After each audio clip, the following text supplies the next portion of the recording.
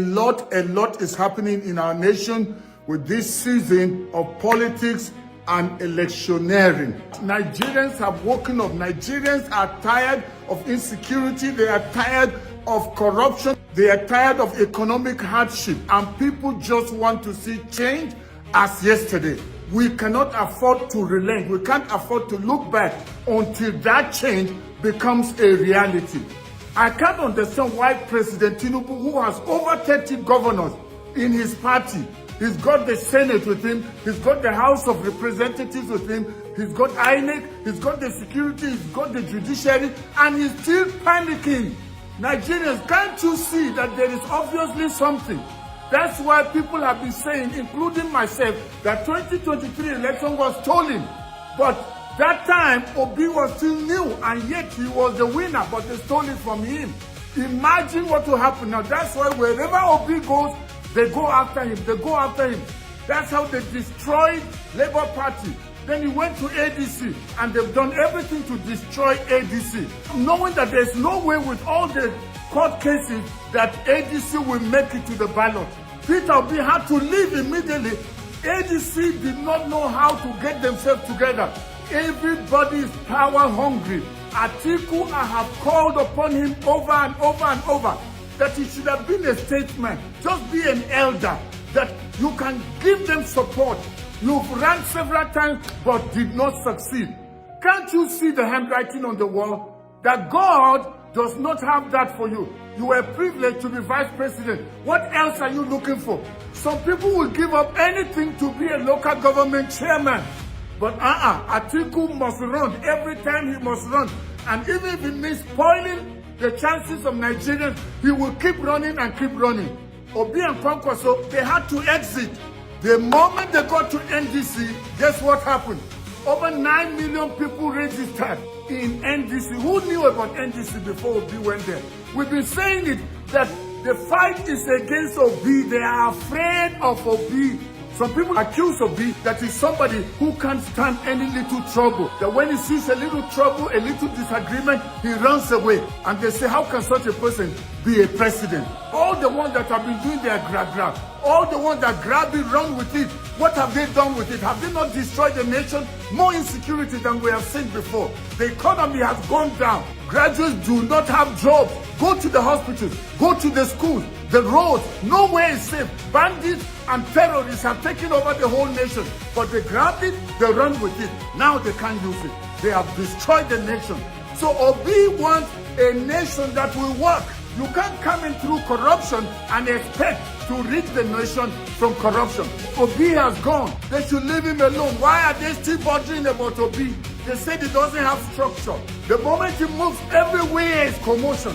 Can't you people see that there's something the ruling party and the power brokers know about Obi? They know if he comes in and becomes president, their corruption will come to an end. They know that they will not be allowed to steal like before. That's why they don't want him. No matter what they do. Do you know Obi supporters in Nigeria are not only obedient, they are average Nigerians that are tired of this Tinubu suffering diabolic regime. And they want change. I want to ask the ruling party, I want to ask you, Tinubu, I thought you are bold. I thought you are the Jagaban. I thought you are the master strategist. I thought you are the one that you are so smart. But why are you fighting against opposition? Do you call that democracy? Nigerians want an election that is not stolen, that you don't use INEC. And the election must never end up in court. Because how can you have 5 judges or 7 judges decide the fate of the whole nation? No, let the people's votes count. There should be no rigging. Don't buy votes, don't induce people. Let them just out of their clear conscience go into that voting booth and vote a person of their choice. Nigerians know who they want. Those of you that are there going online and you are calling Peter Obi all kinds of names, that Peter Obi ran away from the ADC because he couldn't stand the primary, that Peter Obi has never gone through a primary, and Okonkwo too has not gone through a primary, so they are scared. Scared of who? Now it's supposed to be the turn of the South. So what is the problem? Why can't Atiku just understand that? Every time he must create his own rules and spoil it and never get to be elected. I saw on TV Buba Galadima calling him to come and join the family, come and join the fold for the coalition. Why are you forcing Atiku to come? He's not a child. Let him decide on his own, except if there is another agenda. But if not, leave him where he is. He wanted NDC, so let him make NDC work. We advise Atiku over and over and over. Step aside with dignity. If not, you may be finally disgraced. This one that you say is your last time, it may be the last disgrace of your life. At this age, you shouldn't do that. Obi is not afraid of primaries. You know why Obi is so concerned about the idea of this monetization of primaries? We know, and everybody knows, it's public news. It's not secret that somebody like Atiku buys delegates. They use money, just like what Tinubu them are doing. So we can't say we want change. You want to remove a corrupt government, but you are using a corrupt way of running your primaries, inducing people, bribing people, lying, cheating, twisting things. That's what Obi will never do. They all know that Obi will never give anybody one kobo. Nigerians, shouldn't we celebrate such a person that will come in with transparency, no bribery, no corruption, no cheating, no rigging, no lying, but will just come with credibility. We want a free, fair, credible election, and we're looking for a person of competence. That's what Nigerians want. My northern brothers and sisters, we have suffered enough in the north. I am begging you, let's not continue to make the mistakes of the past. Governance has nothing to do with your religion, has nothing to do with your tribe, has nothing to do with all those differences. We have had our own brothers from the north. We even now have a Muslim ticket. What has it done to us in the north? Some clerics are already throwing out the same old card again. That divisive card, using their preaching and telling people we will not take somebody from the south. If we can't have a Muslim, then there will be no government. Every time it comes to leadership and election, we quickly pull the card of religion. We pull the card of tribe. People are already beginning to play the religious card. We don't want to be because he's Biafra. We don't want to be because he's Igbo. We don't want to be because he's Inyamiri. We don't want to be because he's Southeast. Who then do you want?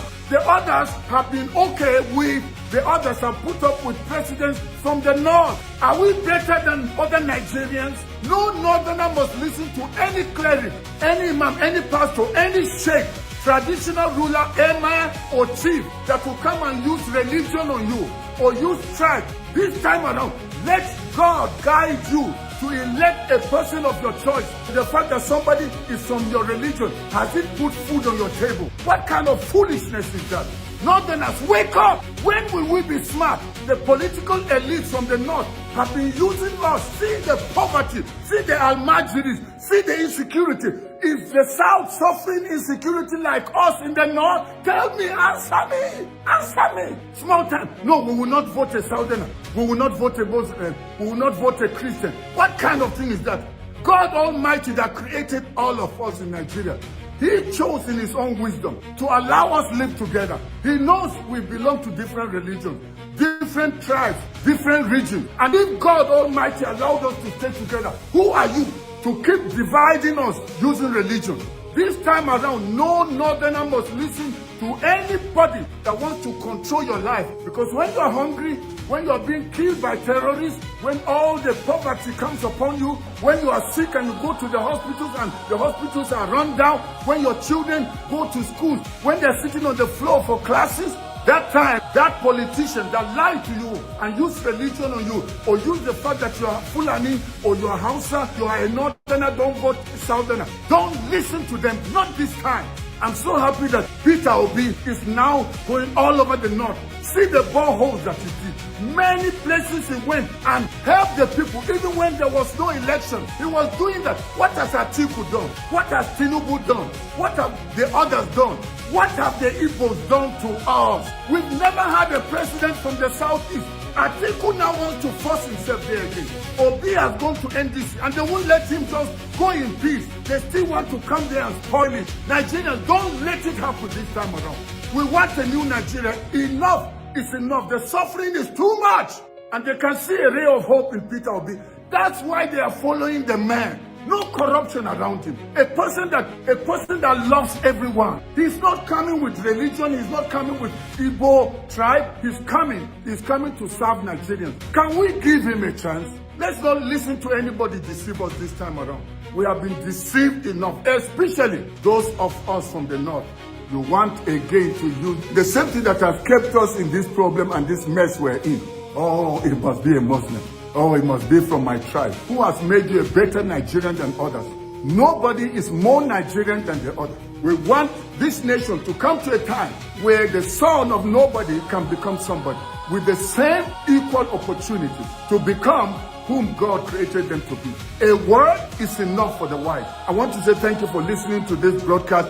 Do me a favor, go ahead and share it with as many people as you can, and also like it. And if you are watching me on Facebook and you have not followed me, please go ahead and follow, like the broadcast and share it with others. And if you are watching on YouTube and you have not subscribed, please, I beg you, go ahead and subscribe right now, like the broadcast, share it with others, and I look forward to seeing you in my next broadcast. A new Nigeria is still possible. I still remain your friend and brother, Dr. Haruna Goro. Not made any comment in any of my social media network, because what is there to bother yourself about?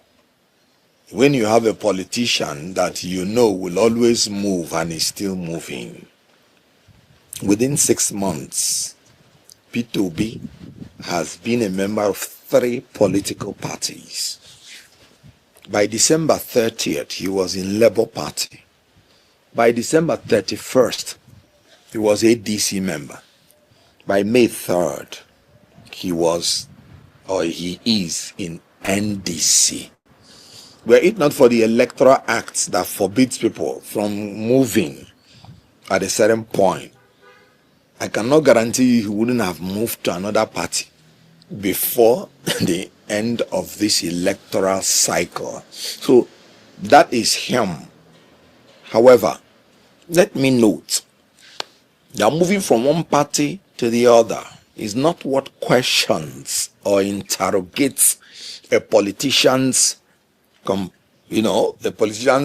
character or capacity or competence. Because in Nigeria, we can see that the political atmosphere is fluid and things change rapidly.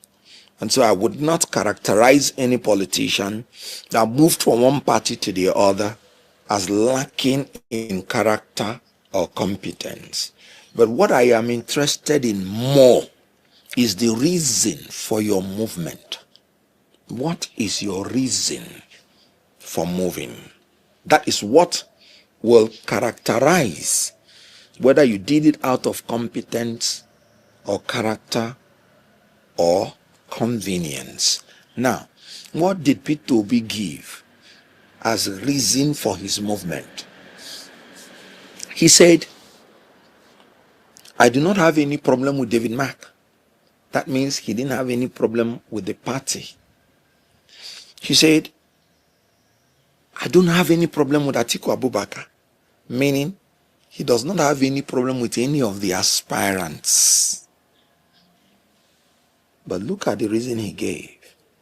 He said, I am running away from the challenges of ADC.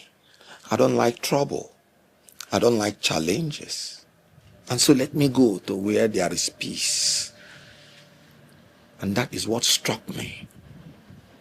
Can you imagine a politician who is asking you for your support to be president of the most challenged country on earth?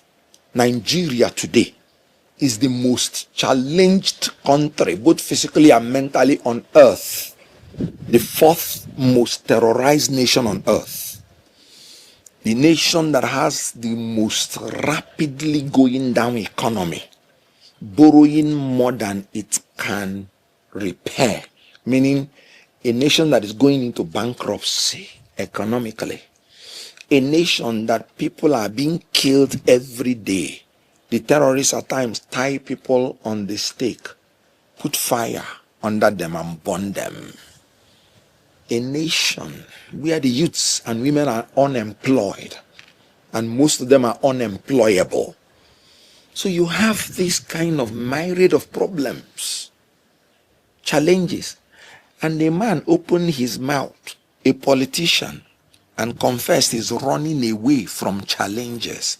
So if you're running away from challenges, what is your business asking Nigerians to trust you with a country that is most challenged? That statement has already buried his political career, because you cannot be asking to be challenged when you're running away from challenges. This spoke to his incapacity, to his incompetence and lack of character. And that is what is most important. Hold on. It is worse enough that he said that he's running away from challenges, but it is more terrible that he lied about it. He gave the reason is because of the challenges in ADC, but that is a lie. Why is it a lie? First and foremost, the challenges which mostly are legal that he referred to were the challenges he met when he came into ADC. For instance, the Nafiu Bala legal challenge was instituted against ADC on the 2nd of September. Peter Obi came in December 31st. So the challenge was there. He knew it before coming in. So it couldn't have been because of the legal challenges that he left ADC. By May 3rd, when he left, it was exactly the same position ADC was when he came in. That is exactly the same position ADC was when he left. So he lied when he said it was because of the legal challenges. Because volunteer non fit injuria, what you know existed and you entered into it knowingly, you cannot claim that that is the reason. So the issue about legal challenges, he lied about it because that was not the issue. But we'll come to that later.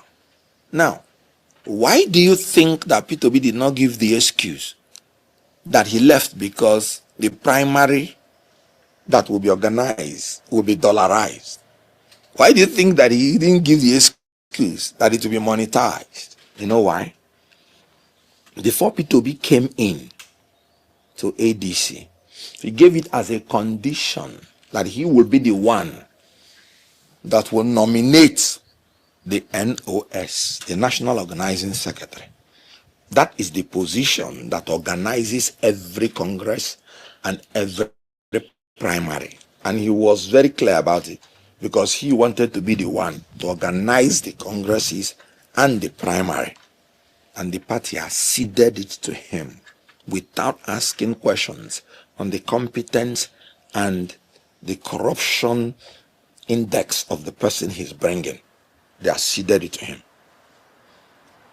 When the time came for registration, E-line, it was still his own aide, my own sister, Aisha Yusuf, that was placed to be in charge of the E-line registration, because that will determine the numbers of people that will vote if we go into direct primary. So, and the reason also is that so that he will be the one in charge of determining who will vote and the procedure and the committees that will organize the primary. So Peter Obi knows that he was giving all those concessions so that he will know that ADC was prepared for free, fair, and credible primary election. That is why you didn't hear him say, oh, it's because it is monetized. Oh, though some of his followers that are of the street urchin family will still be talking, whoa, you know, like Rabbi the cookies, saying dollarize. ADC wants to bring something new. That is why Peter is not saying I am leaving because the primary is monetized, because he is the one who would have organized the primary. Now, having said this, then what is now the true reason why he left? So let me, at this point, sorry to butt in, let me now read what he said in his statement that he released. Right.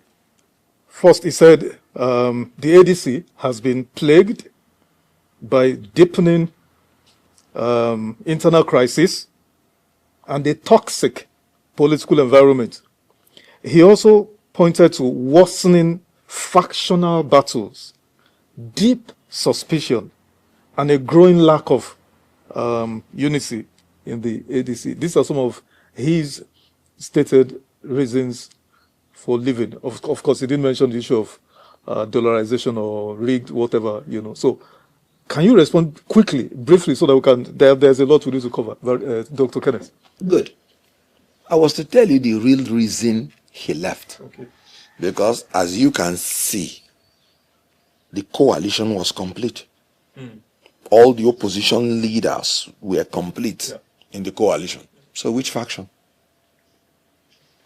Which crisis? Toxicity. How? There was only one person that was bringing toxicity in ADC, and that person is Peter Obi. How? He was the only person that went around asking others to step down for him. I was coming to tell you the reason he left. So that's why let me proceed. Continue. Because that is what brought the toxicity. His followers are the only people that go about insulting other leaders. Before he came in on December 31st, we were respectful of our leaders. We were going in peacefully. But by nature, chaos follows him. Immediately they came in. What brought the toxin? Obi or nothing. That was what brought the toxin into ADC. Now, let me tell you the reason he left. So forget all those things you read. Obi is a man who is afraid of free, fair, credible primary election. And this is the reason he left. Throughout his political career, he has never contested for any position. People don't know why. The first time he wanted to become governor, he went into primary and he was beaten flat in Apga by Ralph Moose, because Ralph Moose was the one who built Apga in Anambra State. So when he came in to contest, of course, he came in from London and wanted to, move in. He's not a politician. He does not know anything about politics. He's not a team player. He told you he's a trader. And one mark of a sole proprietor is that he goes alone. But you're not going to come into the coalition through the southeast led by Obi, because it will be a waste of my time. Because I know he will eventually leave. And nobody will portray me as a man that is unstable as water, because then I will not live with him. So why try it in the first place? They were looking at me. So they were like, are you sure? I said, yes, I'm sure of what I'm saying.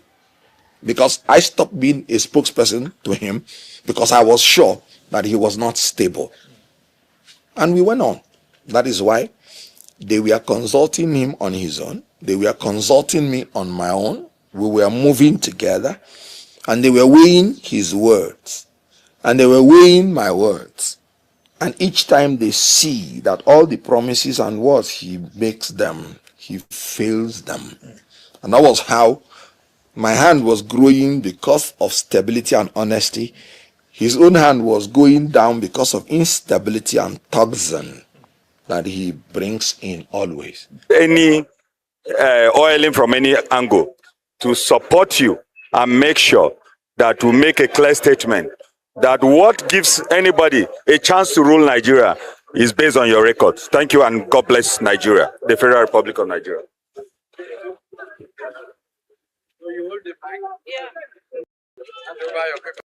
More than 80% of you are very young people.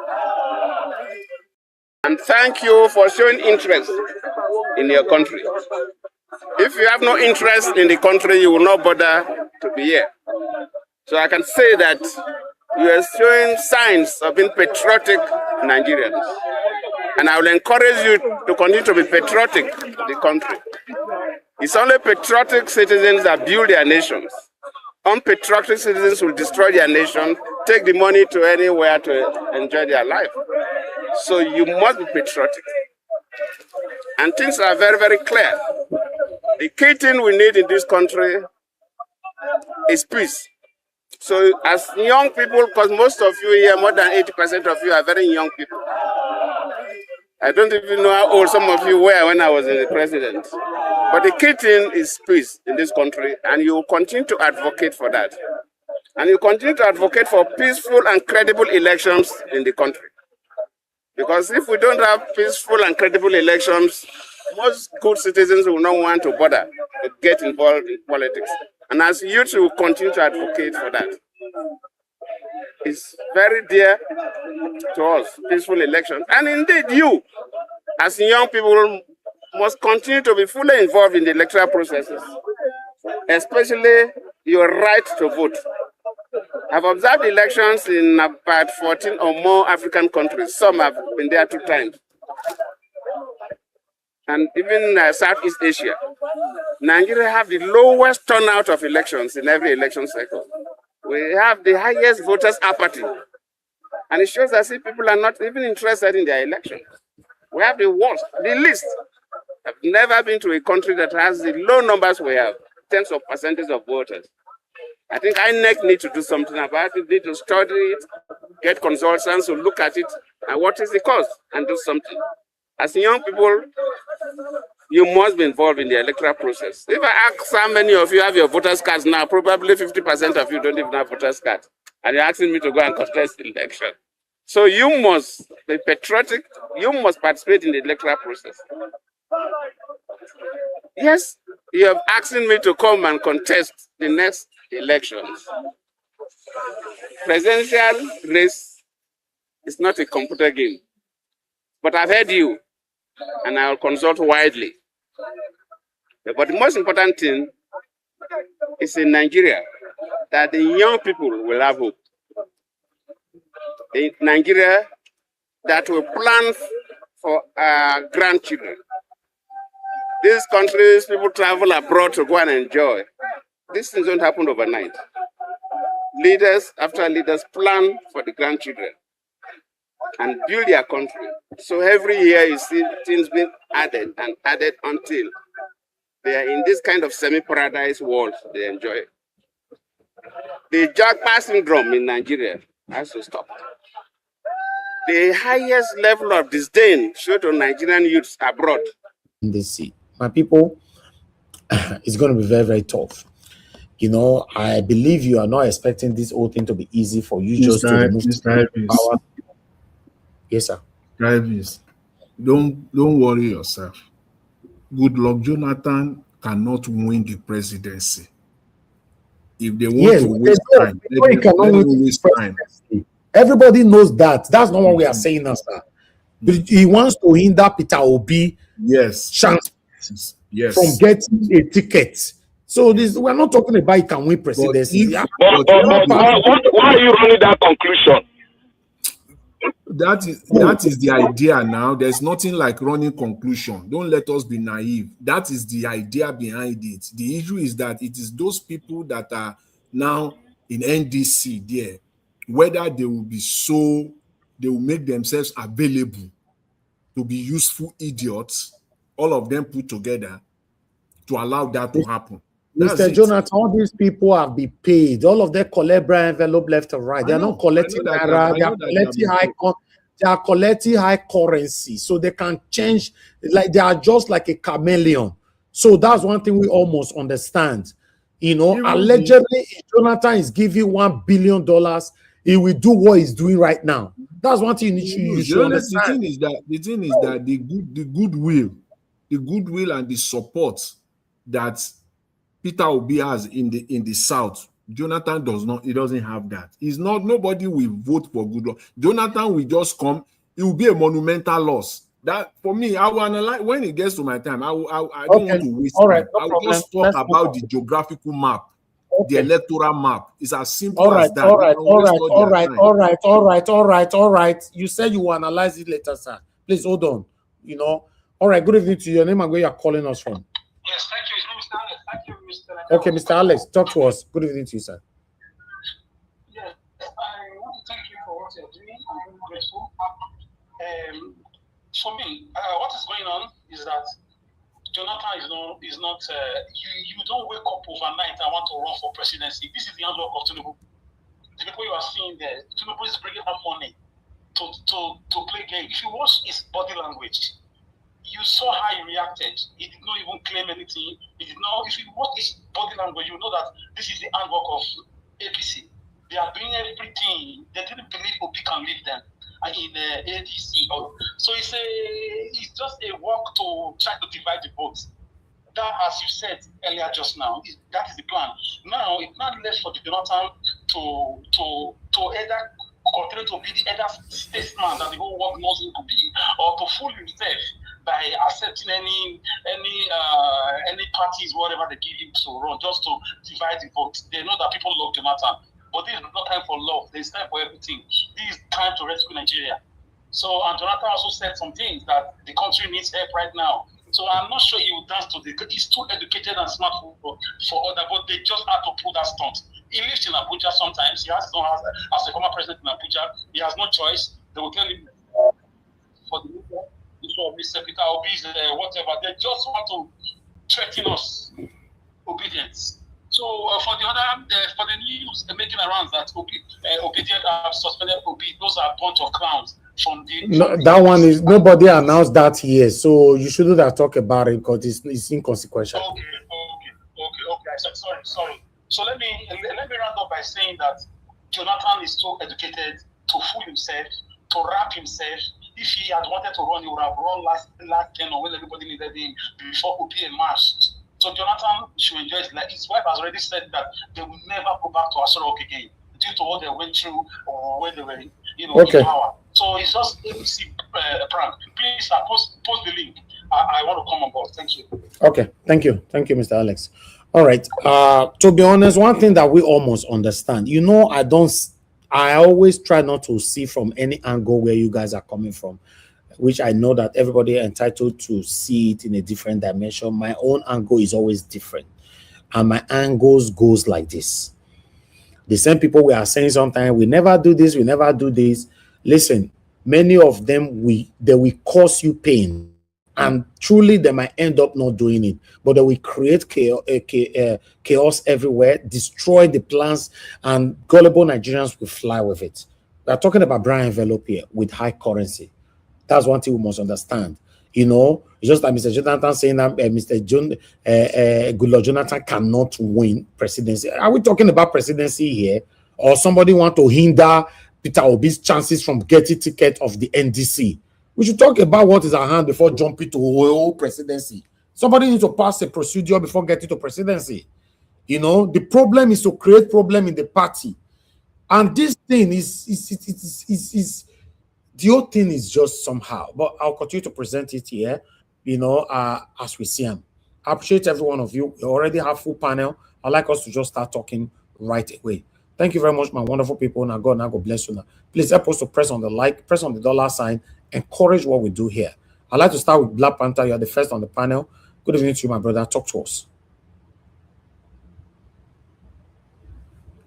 You are not talking, Black Panther. We can't hear anything. I'm moving on to the next person. I don't waste time. We can't hear nothing from you at all. Or are you guys hearing him on the panel? Can you hear me now? Yeah, now we can hear you. Talk to us. Thank you. Thank you, Niger Wash. Thank you, my sweet mother, mom in diaspora. I want to thank everyone, the panelists. You guys are top notch. Though sometimes we might differ in our reasoning and our ideal, but we are fighting a true just cause. We are in a revolution. We are in a political revolution in Nigeria. And the first phase has just been concluded by our amiable father, our big boss, our uncle, the Okute, the lion himself, he has concluded the first phase. And we are going to enter the second phase very soon. We shouldn't be worried because this is a fight. As I said before, there has never been a political fight within the political class, and the political class finally won. The distance, the length, it might differ, it might tarry, but the people will definitely win. The people will definitely win. Even when Gaddafi was there, the people, they got the opportunity and they took their country. We can make different examples all over the world. No matter how you stifle the people, no matter how you play your political game, as long as it's not to the advantage of the people, you will lose. We have started it and we are getting stronger every day. This mentality of we fidgeting when one person comes in to challenge our Peter Obi, let us stop it. Let us stop it. This country is very fragile. It can break if they push Peter Obi to the extent they are pushing us to break the country. It's very clear. They don't want Peter Obi to contest for the election. It's very clear. He said it himself. Peter Obi opened his mouth and said it when he was delivering a note in the conference. He said they don't want to let him contest in the presidential election. I thought we should have synced this into us very well. And we should be confident that he spoke word. He said, I will be on the ballot. He said again, if nobody can that vote, we will count them. Those are two solid words. And the man I see today with his eyes on that throne, he is ready. He's ready for him to take those words. He's ready. And Nigerians are waking up. Nigerians are waking up all over the place. If you say Nigerians are not waking up, you are the one sleeping. You are the one sleeping. Nigerians are waking up. Even the Agbero, I saw an Agbero in Lagos State, made a video. He made a video. I've never seen that. He made a video that, look, Nigeria, this is your life. If you not continue with this pace, we all end up in Gallo. He said, nobody will tell you who to vote for. Nobody will tell you to vote for. With what we have experienced, nobody will tell you, nobody should campaign. If you want the so-called, whatever they call themselves, the people that they call VIPs that go around that the government uses to manipulate the Nigerian space, he said, if you follow them, you will go into the gallows. Nobody should tell you, is it the rice, Gary, or the petrol that you are buying? Somebody will come and campaign for you, that you should vote on this very political party into power again. You have just signed your suicide, whatever they call it. Letter, you have just signed it. This is an Agbero speaking. He carried the speaker. He use broke in the scatter language. That to tell you, they have woken up. It is not all of them yet. But if you continue to speak the right word, the right code into them, they will finally wake up. This thing is biting the entire Nigerian space. No matter how you do fine boy, no matter how you do your yahoo, no matter how you do anything, it is biting everybody in Nigeria, both home and abroad. Because we are not politically settled. The so-called country called South Africa that cannot even match the shoe of an average Nigerian. They are buying our people. The same people will spend 61 billion US dollars. My money was there. My parent money was there. My grandfather's money was there. My grandmother's money was there. To emancipate the so-called ignoramus South Africans. Because of what we are facing today, because of the political disaster we are in today. That is why those nations that cannot even speak, that are not worth it. Everybody deserted South Africa. Nigeria came forth to finance the emancipation of the so-called country, the blacks in South Africa. And look at what we are getting from them. They are playing geopolitics with our lives. That's why I say Nigeria should get involved. But we are going to get involved. This is our fight. And we are going to get out of this gallows and we'll stand tall in the Nigerian space. A president, one of the presidents of Africa said, if Nigeria does not rise up, we know it is going to be difficult. We are going to rise up. My people, we are going to rise up. Let's feed the Nigerian people with the right code. They will get up. They are beginning to get up now. They are taking their phones. They are speaking all over the channel. Peter Obi is an ideology.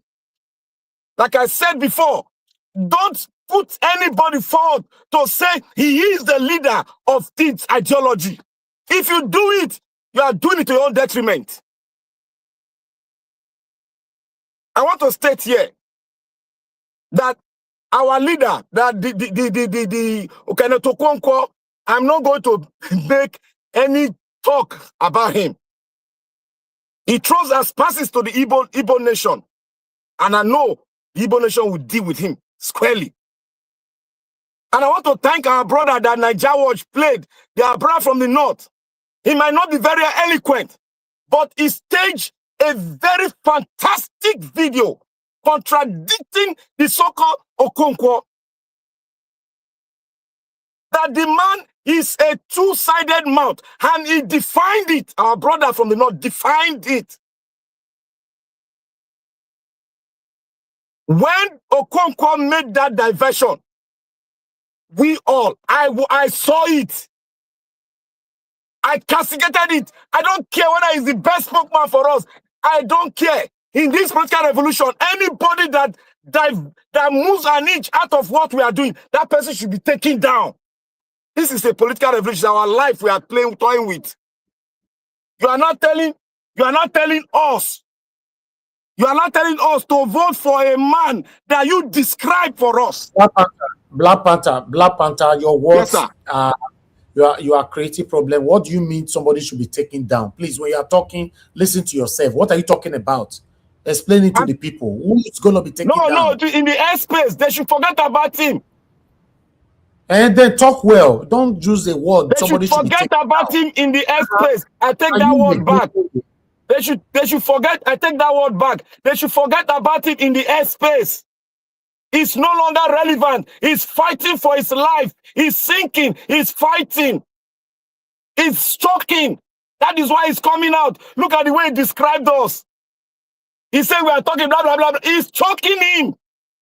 Because Peter Obi is his life wire to get into that circle of corrupt and looters of the political class. That is what he's doing. He has already moved into the looters of the political class. He's in there now. That is why you see he's trying to maneuver the space to his own side. All of them that are with Atiku, they are choked. Peter Obi has choked every one of them. They are inconsequential now. They are going to retire. When Peter Obi get there, they will all retire. Because nobody is going to accept, me particular, I'm not going to accept any apology from all these people that backstab us. I'm not going to accept any apology from them. Politically, I'm not going to forgive them. I might forgive them as a human, but politically, I am not going to forgive them because they backstab every progressive in this country. I want to speak on Jonathan. President Jonathan, from his statement, I don't see him participating in the presidential election. Because there are so many rounds of talk Peter Obi has had with him. As we know, President Jonathan is not a rascal, like the rascal politician. He's a man, he's calm. He takes his word, he consults. He's a man that consults a lot. He even consults with the bad ones and consults with the good ones. But then when he will take his decision is he's not going to make us, move an inch. Because he knows that his time has gone. Look at what he said. It spoke. He now asked them a question. He said, how many of you have voters card here? And 50% of you does not have. And you want me to go and contest. in an election. He said election is not like your computer game. Every other word that he spoke was just to garnish. But this word that he spoke, I've told you that he knows where this pendulum is coming from. You see AIT there? You see what channel was there? You see what is our favorite channel that is there? Two of them were there that I saw. The AIT, that one is an APC club, which we know already from PDP to APC. They were following Atiku. They are still in APC. The other one, they are receiving brown envelopes. You all know them. They receive brown envelope from these people in support, their Batik group and co.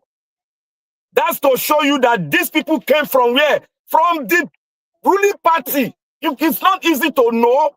They came from the ruling party. They told a lie. They said they have more than 10 million votes. That they will bring 10 million votes. These ones. Even the APC person where we know if he produced 10 million. How many of them produced 10 million? And these ones that just gathered themselves yesterday, they said they have 10 million votes. Can you imagine that? And we are taking them serious. We know that these people have collected brand envelope in hard currency. That is why they came. They want to persuade him, but he gave them the word that they need. How many of you, 50% of you, don't have voters card? You think going for a presidential election is a computer game? That one settled it. Because I've said everything that we should monitor their word, their letters. We should not just... This politics. But to me, I take politics as service to humanity. That is how I see politics. I don't see, my spirit I don't even see money. Service to humanity. And that's how it's supposed to be. It's a platform given to us all to serve our country, to serve humanity, and give our best to it. Like Joe Biden said after he was leaving, he said, I have given my best to America. America, oh America, I've given you my best. That is a president, a man that has come to serve, and he has served well. He said, I've given my best. That is how I see politics. But what we are seeing today, it's all about we are selling ourselves to the West and we are killing our country. You remember one day, Jonathan government, Babangida government, the West told him to devalue the currency.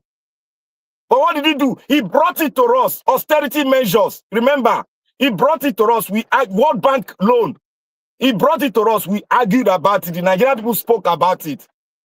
But this man that is there now is implementing the World Bank. Right now we are sustaining them. 75% of our budget was given to one person, Shagore. People know 75% of Nigerian budget, of a country budget, was given to one man. This is the ultimate of corruption that I've never seen. You might have seen it, but I have never seen it in my entire life. This is the first time. And you think they will bully us? The Nigerians will wake up. Thank you, Niger Wash. Thank you very much. With my heart, I say thank you. And to those of us that have not contributed to the power sources, please make your contribution. Please, we need it. This is the time we need it so that we can reach to the inner part of the Nigerian space so that they can see what the fight is all about. Many are still sleeping, but some are waking up today because we are talking. Thank you very much, Niger Watch. Thank you, my brother Black Panther. I appreciate you. Thanks for your wonderful submission. Thank you, everyone listening to us. God bless you all. I would like us to hear from Ogasiem, so we take it from here. Ogasiem, are you there?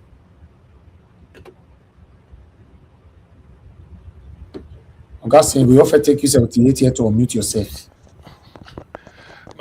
Thank you, Niger Watch. Good evening, everybody. Please, those on the panel with me, to be honest, it's not long since I came back. Those on the panel with me, those contributing on from the chat, wherever you may be, and those listening to us, please, I welcome everybody to our usual evening broadcast. That is the thing. So, you see, on Kenneth Okonkwo, I won't say anything. I don't need to. I don't need to. There's a saying in Igbo language that you do not put a knife as a mark of honor on an excrement, on a sheet, or maybe feces or stool. You don't do that. But today, for those that are not Igbo or that are not Igbo, it's a regret. Not that we are the best, but if you are, you will be like, you know that. I think Jonathan is here. What Jonathan called the Okponu in Yoruba, we have it in Igbo called Onuku, N-U-K-U. That's what Kenneth Okonkwo is. And it's trending all over the Southeast. You know, the thing about politics sometimes in the Southeast is that you can't, when people know you, they've known you. You can't change. So on Kenneth Okonkwo, just make people, they listen, they laugh. Somebody from the North is already contradicting him by bringing from the same mouth where you take condemn Atiku, now you go, they beg him for food. It's a shame, really. So let me leave that one. Then on President Jonathan, from what I read about Jonathan in his book, My Transition Hour, I will be surprised. This book is only about his presidency. The brief, very small, it's not his biography. He said, My Transition Hour. That transition is the build up to 2025 election and how he was able to call Buhari, say, look, take. Even what what is the name? Goes the Urubebe, the one that sat on the floor, said, we can't accept this result. If anybody get hold of this book and read it, then you can conclude what Jonathan will say. But if he goes against it, well, I don't know. But what he went through here, the humiliation, openly, in his cabinet, is like challenging him. Why did we have Boko Haram today? From Boko Haram, we graduated to Lakurawa, Achad, Mietiala, ISIS, ISWAP. There are about 7 or 8 that are taking resident in Nigeria. Why? Just to make sure that they get rid of Jonathan. They have to invite terror into Nigeria. And now you see it. You see it. You see what is happening. Whether now they mean them or they no mean them, they went back to Jonathan. Oh, come. Now we get the economy. We have Africa's largest economy. Okonjo-Iweala that did the magic is no longer there. Whether you like it or not, a bachelor's degree first class from Harvard University, PhD, development economics from MIT in United States, Vice President World Bank. She should have been the president, but Obama said, go and repair economy. For the first time, they used an American doctor, a medical doctor, to make president of World Bank. People should quote my record. So she came, she saw, and she conquered. That's why Jonathan has the highest economy in Africa. These people now, they destroyed it. No Nigerian president going for re-election has been stoned. Jonathan was stoned. The man should go. And why I'm saying it is that I'm not trying to decide for him, but he will be foolhardy. Only maybe he wanted to smile and then tell them, I will consult. There's nothing to consult. You are not going anywhere. If at all you're a human being and you feel, even if whatever it is, Jonathan, your time has passed. You know it, but you don't want to say it. You can't even contemplate. The life you are living now is, they say the dancer leave the stage when the ovation was highest. You left Nigerian economy in very healthy state. What are you coming back to do? To come and start repaying what Tinubu is borrowing? To come and be dealing with Chaguri? Is that what Jonathan will come and do? With all these things, everybody is talking. Why they are talking is that we are sure that Jonathan will do 4 years. What if Jonathan, in trying to do 4 years, the thing worsened more than it is? Then then the cabal in the north that are sending these people will come and collect power. What a shame. Anyway, Jonathan, well, because they've looked at you and they felt that they can talk to you. Otherwise, you should have dismissed them and then put the type of notice they put in GRA in those days. Beware of dogs. You just write them for your gate. You don't want any political miscreant coming to tell Jonathan to run. Put them for your gate, boldly written, both at Otwoke and anywhere you live, so that they will just leave you alone. Look at the mess. People are not ashamed. You are going to tell Jonathan to come and take over. 16 years since you left. Now you see this is typical Nigerians. You are coming to invite Jonathan to come and do what? As a man, you only have 8 years as a president. 8 years. That is the maximum you can do as a president of Nigeria. And you're able to get 5 out of that 8. 1 from Yar'Adua and 4 on your own. 5/8 is a pass mark. You tried. If you add a 3 where you don't do as vice, it becomes complete 8. What are you coming back for? By those that destroyed you. What didn't they do to Jonathan? Kindergarten president. Wole Soyinka has to call patient Jonathan Hippopotamus. What we hear is hippopo. He insulted her. Hippopotamus. A president without boss. A just drunken man. That man is just clueless. But Africa, we have the highest economy in Africa. The largest economy, rather. And since ever. What didn't Jonathan do? The people we are building schools for. Posing within white uniform. Alamajiri. What Ahmadu Bello couldn't do. Tafawa Balewa couldn't do. Babangida, no way. Yakubu Gowon, no way. Sani Abacha, for where? Buhari, before his coming, no way. Yar'Adua couldn't. Abdul Salam couldn't. It's a Jaw man that went and started to show them the light. Establishing universities everywhere. Yet, how was he treated? And you are coming to come and take over so that Tinubu is hurting us. Were they not the people that brought out Tinubu? Were they not? Buhari that we are talking, was it not this Atiku? Shebina, all of them left Jonathan, resigned from his cabinet, planted even Boko Haram inside Jonathan's cabinet. And Jonathan confessed, say, Boko Haram are even in my cabinet. How? When they do a meeting on how to tackle them, the thing will be related to Boko Haram in Maiduguri. Example, because we are on Niger Watch. Azubike Hejirika, Major General, the first time Igbo man, they become a chief of army staff since 1970. This was the man that we sit down and they tell them what to do. By the time they finish, on their way going to camp, you see all these northern politicians are coming, including Atiku. They're all coming out from Boko Haram camp. They've gone to tell them, this man. See, Nigerians, do we have short memory? Can't we reason? Now look at the mess Nigeria is now. Just because of the fact that they hated Jonathan. Why not rig him out? It should have been easier. Then you go and import terror.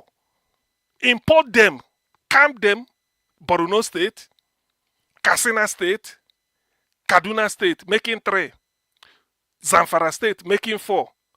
Benue State making 5. And the Ekiti State. This is where they were camped. These are public. I mean, I don't come on Nigeria. What I have here is data. I just can only relay it and use it to make my point. Camp them. That any eventual, just with trigger ready. Jonathan had intelligence and said, okay, come and take over. Now, where are we? Is a terrorist ravaging Bayelsa? No way. Where are they ravaging? Those places. You see, be careful what you wish for. That is what English people will tell you. Be careful what you wish for. Now, the North is ungovernable. They know it. Some of their politicians don't go back to their villages again. They stay in Abuja. And this is a terror they brought to Nigeria on their own. Because of this Jonathan, he was doing well. What was Jonathan's crime? He appointed Igbo people. Okonkwo in finance. Doing her magic. Pius Anyim, Secretary to the Government of the Federation, forgotten that PDP as a party shares the top 6 positions in Nigeria according to 6 geographical zones.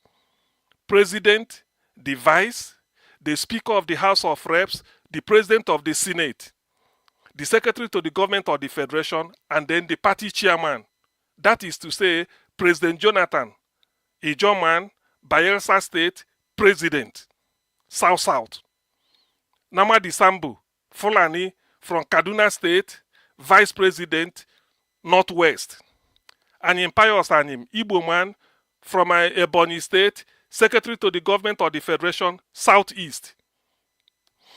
What is this man's name? The Speaker, House of Reps. I mean, not the, let me not use the Speaker now. Then you have the man from Bauchi State, the party chairman, somebody Muazu, they call the game changer. Then number 5. Who is that number 5? Who should have been the Speaker? One Mulikati Akonde from Oyo State. I mean, from either Osun State, a lady. Tinubu, this Tinubu we are seeing, converted it to Tambua. Tambua is from Sokoto State, the same geographical area with Tamadi Sambu. Just to punish Jonathan, they say Jonathan marginalized Yoruba, give them top position. This is the way it is being shared. Then, Senate President David Mark, Benue State, Idoma, North Central. That's the way they share position. This top 6. If you listen to interviews by Bode George, you always say it. This is what Jonathan did. Everybody now say Jonathan, he was he marginalized. He appointed plenty Igbos. Let them itemize it. Call the names. People they're nothing. Just propaganda. Now look at where they've made. Look at Nigeria is now the 4th most terrorized country in the world after maybe where are the name Iran, Iraq, and all those Syria, Afghanistan. Look at where Nigeria is. We can't even get to the level of Ghana, not to talk of Togo. Yet we are the biggest economy in Africa. Before, and now they are coming to Jonathan because they damaged everything. Jonathan will be the greatest fool ever created by man. If he dare say yes, of course I know he won't, but he's just trying to laugh at them. Yes, like he told them, how many of you have a voter's card? We're not up to 50, but more than 80% of you are youths. And he also told them that a presidential election is not a computer game or whatever he told them. Just to tell them that this is not so. So, he has invited, I want him to be bold. Because this is the time you say it. You should have been saying, let them compare economy under you and what is happening now. So, you see, like Nigeria, what you used to say here, be careful the evil you help to promote. It will consume you the next day. In fact, this is the best time to bring out that quotation on Nigeria Watch. Be careful what you wish evil. The essence of bringing Boko Haram, terror, was to disgrace Jonathan and them. If he refuses, because they know we may think he will pose, then they shut the country down. But the man saw it and said, come and take. Now they are confused. They don't know what to do. Terror now has taken over the north. Thank you, Nigeria Watch. A man could become the next victim of the evil he celebrates today. Don't defend evil because it favors you now. It could work against you the next minute. Yes, they brought it to favor them so that they disgrace Jonathan out. Now look at where Nigeria is. Deliberately, for no just cause, you go and bring evil. Look at Ribadu, National Security Advisor. There is no security meeting a president will do without intelligence security. Chief of Army Staff, Naval Staff, Air Staff, Director of Military, all of them will gather. Ribadu will be there. Yet Ribadu is using taxpayers' money to go and give arms to terrorists in Kwara. When it happened, the Kwara State Governor said they are not aware of this. Ribadu said na vigilante. Where? Sacking villages in Kwara. Vigilante, they sack village. And this is the Ribadu. You see, this is their plan. They can't. Zamfara is gone. Katsina State, they are crying. You can't travel there. So, Jonathan, please. Anyway, I don't need to put please. You know what to do. But maybe you want to keep them guessing. Otherwise, there's no need. The evil you promote will consume you. That is the lesson of life. Thank you, Nigeria Watch, for the opportunity. All right. Thank you, Augustine. Thank you very much for that submission. Mr. Jonathan, it's good to have you on the show because They don't tell us now, say you want to move to ADC to the start. Peter Obi, Mr. Jonathan. I been not be you. I been another Jonathan. I don't know whether not you, whether another Jonathan. You did play game with her. you dey whine us. I just dey confirm now to know the wish of the Jonathan now. I mean, Jonathan is Jonathan. Maybe if he speak now, we go know whether not say one go ADC. Whether not I've been an APC. So speak, Mr. Jeg. I get you guys. So, Mr. Elvis, good evening there. God bless you. God bless you for the good work. I listen to panelists. Interesting. And I greet my fellow panelists. You all welcome. God bless you all greatly. Mommy Diaspora, good evening, man. God bless you abundantly. And my fellow commenters and callers, I greet you all. You all welcome. God bless you all greatly. You know, I don't want to waste my time on Kenneth Okonkwo. For me, it's a waste of time. Total waste of time for two reasons. And there's nothing to say about Kenneth. Everything you need to know about Kenneth Okonkwo from now throughout 2026 to the election period, you don't need to even listen to him. It will be a total waste of quality time that could have been spent on something else. I will mention his name. People will talk about him. We will all talk about him. But everything you will say on Kenneth Okonkwo, just take it from yesterday, that interview that he gave after Mr. Peter Obi's move to NDC. You know, there's nothing more again. That's just all. Because the question I will ask myself is, what will I lose if I don't listen to this guy? What is there for me to lose? Nothing.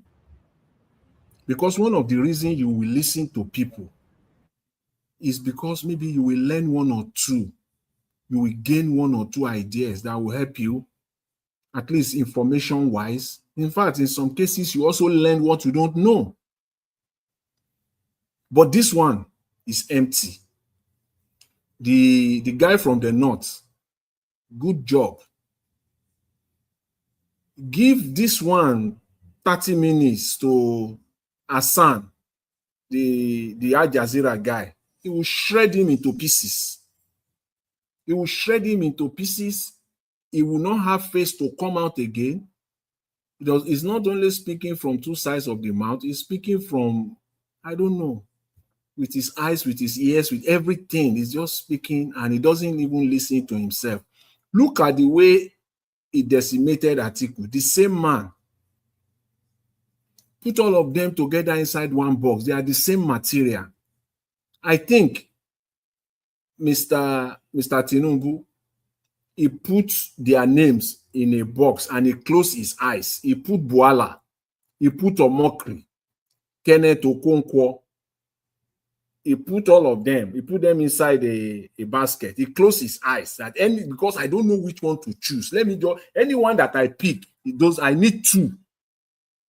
Out of these three, I need two. So anyone that I pick is the one that I will call. Because Kenneth Okonkwo will have done the same thing if called upon. He will have done the same. He will be in this position of Boala now.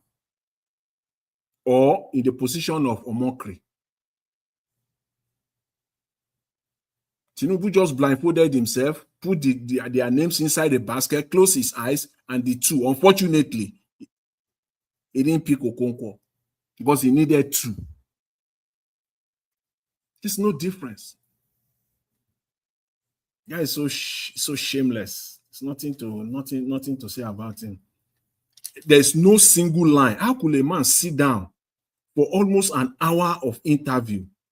If you combine, he's been running his mouth now since yesterday. The one he did on Arise, the one he ran again, go and do another one as Symphony. He's been running his mouth. Count the hours now. Count them all together. To be running to over an hour now. At least more than 1 hour now. Who is bankrolling him? Is that what? Who is bankrolling him? Who is paying for his hour? For all those... Atiku now. Atiku now. Atiku. He's been going around, and a man who sat down for over an hour and there is no one single line, one single statement that is true. Daniel Bwala will still speak sometimes. We may even still want to stay back a little bit. Let me hear what he's saying here. This guy is speaking, and there is no one single line of truth. No one. I challenge anybody. Put it on right now. From beginning to the end, everything he said, they are all lies. So we just need that for President Goodluck Jonathan. See, somebody said the man is wise enough. Yeah, I believe that. I just have to believe that at this point that President Jonathan is wise, is wiser than all this. I don't see him, to fall for this one. It's too cheap. It's too cheap. It doesn't. Don't let us castigate. Don't let us say anything about President Jonathan for now. Let's just leave it. Let's see his move. Let's see his move. I think it's wiser. Let's just leave it there. For me, just leave it there. Because all the people that went there, as I said earlier, they are all useful idiots that make themselves available to be used in this manner. They are all useful idiots because of self-interest.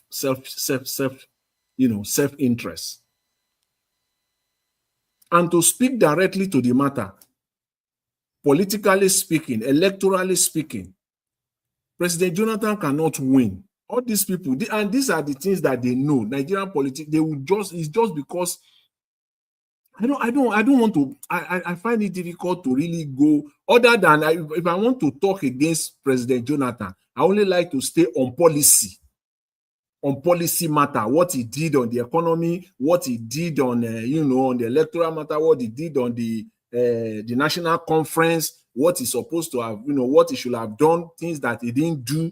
I like to stay on that. I don't want to really go deep because there's no way I don't want to go into his personal character because this man, I believe, is wise.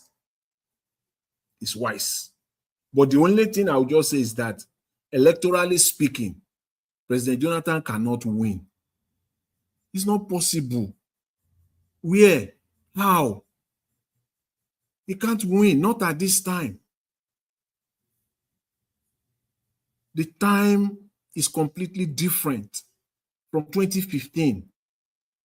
He still enjoyed the goodwill of some sections of Nigeria, but he can't win the presidency. That's just man, these people are just so, this APC, this is their new minted strategy. To go and get some idiots all over the space, gather them together, give them money, go and talk to Jonathan. Who are these people? They even carry Arise TV, they carry channels, they carry AIT. Where did they get the money? How did they mobilize the media to follow them? Or is it President Jonathan that called the media that, okay, I'm expecting some people because he has a wherewithal as a former president, he can do that. His people can place a call to AIT, to all the media in Nigeria that the former president he has a meeting, he will be speaking in the next 1 hour or tomorrow. All of them will come there. Yes, he's the former president. He has that capacity. He has the wherewithal to do that. But he is not the one. I don't believe he's the one that called all these people. Who all those idiots, useful idiots that you see there, who amongst them has that kind of capacity to gather the media in such manner to come there? They just go and knock the door of the former of President Goodluck. They just go and knock at his door. These are the work of Mr. Tinubu. But I think President Jonathan is wiser. It's more wiser than all this rubbish. I just want to leave it at that. But we know these are the handiwork of Mr. Tinubu and his gang. But they will not succeed. I want to end on this one. In fact, is the main one for me for today's presentation. This Usman Yusuf, this man from the north, that had this interview. It was so painful listening to that man. It was so painful. This is talk of a bigot, a tribal bigot extraordinary, a tribal bigot, genocide denier. He sat there in an interview, castigate anything castigatable, Tinubu, Peter Obi, and he's supporting Atiku. And he did not mention the name of his principal. I sat down. What pains me most is that I sat down, I was listening to this man. I was waiting that at least he will use the opportunity to promote his principal. He would talk about his principal. He would talk about his principal. I was waiting. I was just waiting. He did not mention the name of his principal, maybe once. But when I started listening to it, from that point on, and I believe it's more than half of that interview, I did not hear him mention the name of his principal once. He condemned everything about the present government, fine. He looked everything. He condemned everything about Peter Obi, about Kwankwanso. He said nobody knows the North. He said he knows the North. Okay, you know the North. I know the South too. Hold on to your North. I hold to my South. You know the North. I know the South.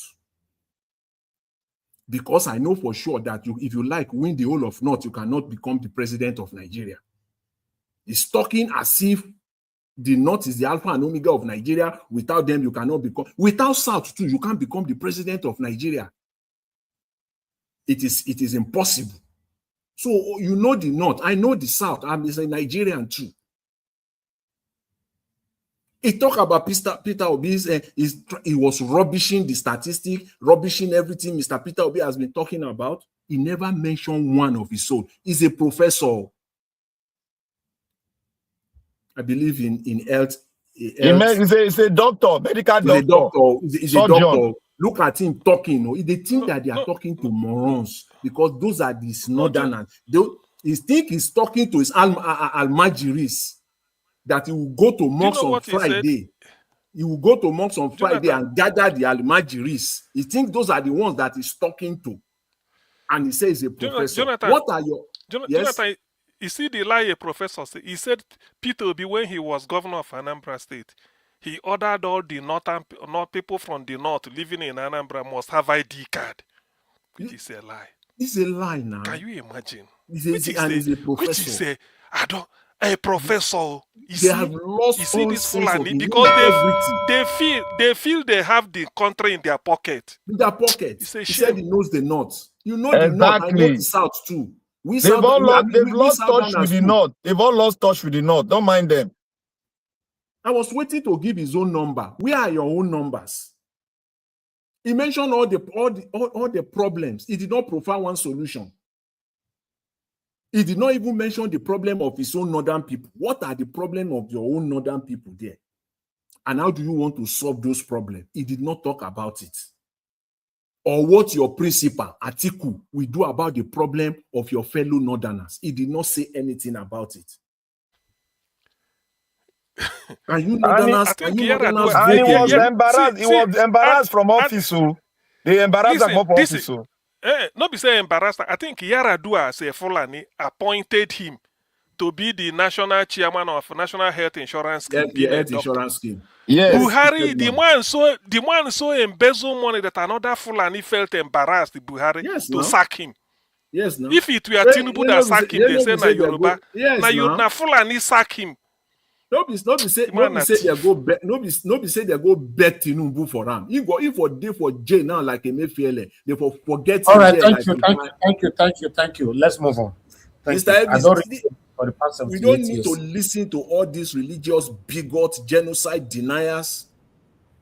Okay, still running the space they want to occupy. This one wants to become a minister in Nigeria. We're going nowhere in that country if these people find a way into power again. And this Usman Yusuf, He's so arrogant. Thank you, Mr. Jonathan. A lot of people are waiting. Thank you very much. I appreciate it. All right, sir. Thank you. Guys, help us to press on the like, and nobody is pressing on the dollar sign. What's happening? We have lots of people. We have 500 people listening to us, and then the likes is not encouraging at all. You know, we're about 600 people that were listening from beginning, and we have only 146 likes. We still have 468 people watching. The likes is very, very minimal. The likes is just right there with you. Click on it. Do we also need to beg for that? For you to press on the like button? Can we take that likes to 300 right now? I'm going on a break. I want the likes to go on 300 because we have about 500 people listening to us and the likes is not there. It doesn't matter. It's not an excuse that you are watching from TV. Press on the like. We are doing our part. What are you doing? Are you just listening? You don't want to do your part? Press on the like. Let people's submission here go far. We are here struggling for our future here, but some of us just want to listen. You don't want to put in the effort. It's not pleasing at all. I go on this break.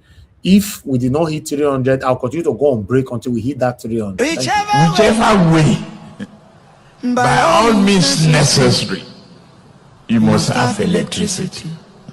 And you will not pay for estimated bill anymore. A promise made will be a promise kept. If I whichever way, and I come back, by all means necessary, don't vote for me. You must have electricity. That's the truth. And you will not pay for estimated bill anymore. A promise will be a promise. But he said, if I don't keep the promise, by all means, and I come back for second time, don't vote for me. You will not pay for estimated bill anymore. Now now GBT, now Ojoro, now deceit, now mago, now lie, truth, no day, their mouth. Listen again. If I don't keep the promise and I come back for second time, waiting, you say, make we do. Don't vote for me again. Don't vote for me again. Don't vote for me, good. That is the truth. By all means necessary, you must have electricity. If I don't keep the promise and I come back for second time, don't vote for me. If I don't keep the promise and I come back for second time, don't vote for me. That is the truth. Don't vote for me. Don't vote for me. That is the truth. Don't vote for me. Don't vote for me. That is the truth. If I don't keep the promise and I come back for second time, don't vote for me.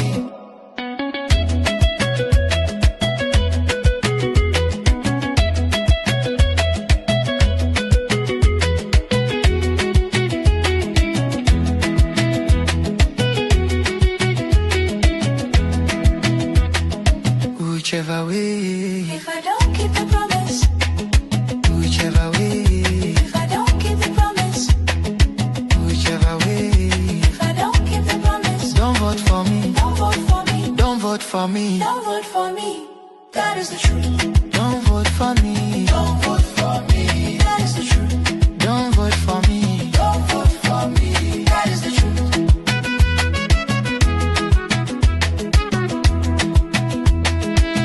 Who says so? Who says so? B80. Who says so? Tinubu.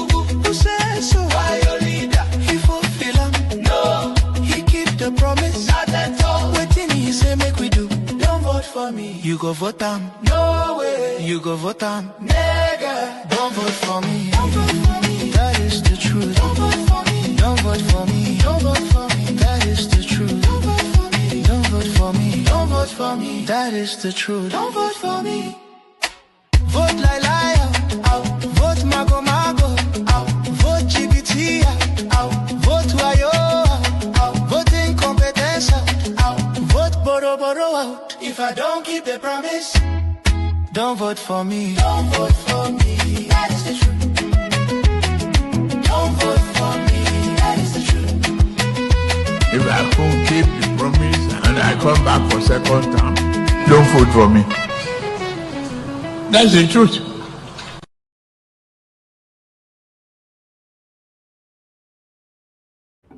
All right. People are still listening. Some of you have liked. Thank you, but we didn't hit the number. But let's start talking. I appreciate you all. Oga Chris, it's good to have you on the show. Please press talk to us, sir. Thank you. Good evening to you. Yeah, Mr. Nigeria was almost, sir. It's good to be with you again this evening. Thank you so much for everything you do. May the good Lord continue to bless, guide, and protect you for all of us as you continue to do all you can to make sure that Nigeria as a country is emancipated from the shackles of poverty, corruption, injustice, and every vices that bring a nation down. And people in the comment section, I want to say thank you all for taking your time to be with us this evening. It's really good to share the cyberspace with you all. Yeah, even as we continue to do our own part, as we play our own part to uplift our nation, let's not forget to use the like button, the share button, everything, the dollar sign, please use all of them. The good Lord will continue to bless you as you do that. Mommy Diaspora, I would say special evening greeting to you. And we are so proud to have somebody of your caliber supporting what we are doing here. The people on the panel with me, I can see Black Panel, Oga CM, F. Emmanuel, now you be this, Oga Jonathan, and give us our mandate. Give us our mandate. I'm very sure we are going to get our mandate this time around. I greet all of you now where. So we don't come again. And for me, I think, and the elephant in the room is this Usman Yusuf. For Billy Jonathan and Kenneth Okonkwo, I think that has been, Kenneth Okonkwo has been dealt with yesterday, but we'll keep droning his voice, no matter how much we have to do that, so that it doesn't change the narrative. Yeah, I said the elephant in the room is this Yusuf man. See, this man is a very dangerous man. He's an extremely dangerous man. Like Oga Sim and Oga Jonathan said, he's a bigot, the highest of it all. You see, this man, before we forget, he was so corrupt as the director of the NHS in Abuja there. He's a medical doctor, did his residency, I think, in the US and partly in the UK. He was so corrupt that no matter the pressure they put on Jonathan, what was his name? Buhari refused to sack this man. He was there petition upon petition because he's his Fulani brother. Petition upon petition. When Buhari finally did, reluctantly, I know say this man not come out from office. He remained there. He said nothing will happen. He was there all through. Before the staff in the office, they have to chase him out. The last day he came to work, he still come to work as normal guy. Nobody feel do am. Despite the fact say presidency don't sack him. Now the people where did the office, they had to barricade the premises. Now so this man take stop work for that place. So the point I'm just making, you can see somebody that has failed in everything in life is the same person that is casting as passion to another person that has performed marvelously well. If you are talking about corruption, you put yourself side by side with Peter Obi, it's like day and night. In a sane country, this man is not worthy of somebody that will be cleaning the shoes of Peter Obi or to even stand where Peter Obi ever stands. So that's the kind of people that are dictating the activities, the pace of politics in our country. And guys, don't be carried away. Trust me, this man is not speaking for himself. The way the North acts, people don't just come out and talk. It's usually a collaboration, and one person is usually put forward to come and say what the elites are saying. And I have to make this dichotomy. When we talk about the North, I think we must understand that there's nothing like a monolithic North. And the North actually is not really the problem of our nation. The people that have constituted nuisance in the north are the Fulanis. We have to take it like that. Look at the history, look at everything. They are the people that are never contented. They don't ever want to leave power. From 1999 to today, trace it, there is always a Fulani man in the picture, either as the president, as the vice president, as the head of INEC. Just tell me any administration. To the extent, as we speak now, this person is there, Atiku. Kwankwaso is there.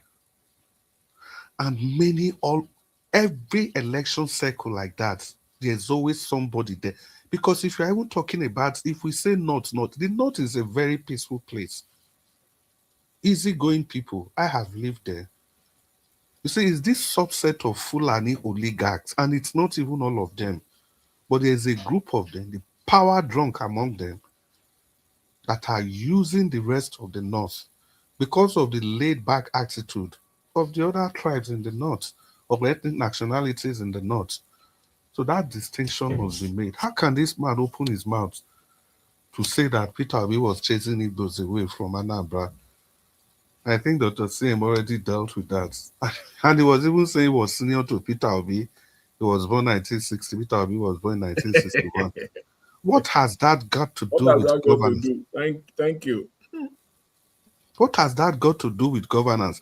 See, this man, he is telling the whole world that the North has already perfected the act of agronomy. They know what to do about agriculture. It's because of the insecurity. That is what Peter Obi should have addressed, or ought to have addressed. Who brought the insecurity? You guys brought it upon yourself. And if you are so good in this agriculture, what have you done with it? All the indices of human capital development dragging Nigeria down, they are all emanating from the north. If you remove that section of the country, and assess Nigeria again against all standard under 5 mortality, per capita income, GDP, everything, you see that Nigeria will rise immediately. Everything, the disease burden, everything is in that geographical space. And this man, typical of what they do, they ensure they keep light. If I say light, I mean knowledge now, away from the vast majority of the people in the north. And the few of them up there, they keep capitalize on their ignorance to keep perpetuating the wishes and aspirations of a few of them. That is the north he's talking about. Now, they fear one thing, that if Peter Obi ever gets to power, he's going to change the trajectory forever. It's going to be a paradigm shift. It's going to open the eyes of those people in the north, the downtrodden. And once he does that, it means the power that the elites have over the downtrodden. In fact, this downtrodden, I think they are called the Talakawas in the north. These are the common, everyday people in the north. It's going to open their eyes, and they are going to re-choose who their true leaders are. Imagine this man. He said Kwankwaso will be diminished for contesting with Peter Obi. Said Kwankwaso is going to be diminished. And trust me, he's not speaking alone. A lot of them, that is what they feel. That is how they feel. And see, people, let's not get carried away with any form of emotion. Even Kwankwaso himself said that 3 years ago. So, but that's not the topic for today. But it's a constant reminder to all of us that this game is not as plain, it's not as easy as we are looking at it. We all have to turn on our third antenna. We have to turn on our sixth senses. We have to turn on our third eye. We have to look beyond. Thank you, God, Chris, for that very good, strong word. We have to turn up our tentacles. We have to look beyond what we are seeing. For me, I said yesterday that my trust, I still reserve my trust with respect to key figures in this alliance. with respect to very key figures, senior key figures in this alliance. And let's have it at the back of our mind that some people, they are alpha males. They don't know how to be second fiddle. We keep all this for now. But people, the whole game, the whole idea, especially the obedience, especially those that mean well for Nigeria, is to ensure that we become the shield of His Excellency Peter Obi. Because this man, no matter how strong he is, he cannot do it alone. He cannot do it alone. The enemy flank is just too much. He's like Shakespeare, yeah, Dr. Sim, I think it's Shakespeare, Macbeth. He said, I'm tied to a stake. I cannot move. But like a bear being baited, I will fight the cause. That is the English version anyway. There's a way they put it in Latin. It's true. It's true. Okay, I'm tied to a stake. I cannot move. Like a bear being baited, I shall fight the cause. That's exactly what Peter Obi is. So we all have to join him in this fight. Because the man is literally tied to a stake. But still, he's still moving. The worst thing, there's nothing that demoralizes a man other than when the people you trust most, the people that are closest to you, are the people that are now against you, are the people that speak against you. Every day I have been saying this, that despite the fact that Peter Obi is an Igbo man, look at the kind of popularity he has garnered. Just imagine if he was not to be an Igbo man. And that's exactly what this Yusuf man, this bigot just reiterated now. Still saying the Igbos they are still watching them. If it is a saint country, the Igbos, the Yorubas, the educated people should be at the helm of affairs. It's only in Africa that the worst are meant to lead the best. Even amongst animals, they don't accept that. It is the strongest of the animals that leads the animal kingdom. They don't accept the weak people to lead them. But it's only in Black Africa we have our second 11 leading the first 11. Having laid that foundation, the whole idea why we come out every day, every single day, is to ensure that we bring the issues that are important to the front burner at every point in time, so that people are not misinformed. Based on that information that people are not misinformed, this idea of a Billy Jonathan, I don't think it's anything. For me, it's my personal view. I don't think it's anything that I should worry about, because I understand that he's intelligent enough to be able to do the right thing. Because any attempt to be a spoiler, to be a spanner in the wheel that's going to propel Peter Obi to the presidency, the goodwill, I don't know if it is little, the goodwill he has is going to diminish, like what happened in Hiroshima and Nagasaki, without a trace. So Billy Jonathan, if you are listening, and I'm very sure that is just speculation, because days before Peter Obi, there is even a rumor it's not even a rumor, I forgot who I was listening to, at the highest level of politics in Nigeria. He said Obasanjo, Siriake Dixon, and Jonathan, even Peter Obi, they already met before Peter Obi went to see Kwankwanso in Kano. They already had a meeting. They already had this planned out. So if for anything, I believe Jonathan is even working for Peter Obi, not necessarily against him. Maybe our interpretation might just be skewed because we are all in a panic mood. But for whatever it is, they said voice populace, voice Dei, the voice of the people is the voice of God. So if what we want is Peter Obi, I'm very sure God is going to make this happen. We can't continue to have, I don't know, see Kenneth Okonkwo with all his education and exposure. He was talking about 4 years. Well, what can you do in 4 years? In 4 years, you can do a lot. You can change policy. You can change the way government function. And that's the only thing we need. If we can have institution to work, if we can have a man to set example, like Black Panther said earlier, he was talking about when Babangida wanted to bring in that structural adjustment program. That was it, SAP. He brought it down. Jerry Garner, Professor Momoruyi, of those days, they allowed Nigerians to have intercourse with those with that program. And at the end of the day, a decision was reached. But imagine you have a president, somebody that can award a contract as much as 13 billion US dollars without passing through the right channel, without passing through normal procurement procedure. These are the things that blaze the nation. You want to take a major economic policy like removing subsidy and stuff like that. You don't allow the country to interrogate with these policies. These are the kind of things Peter Obi is coming to stop.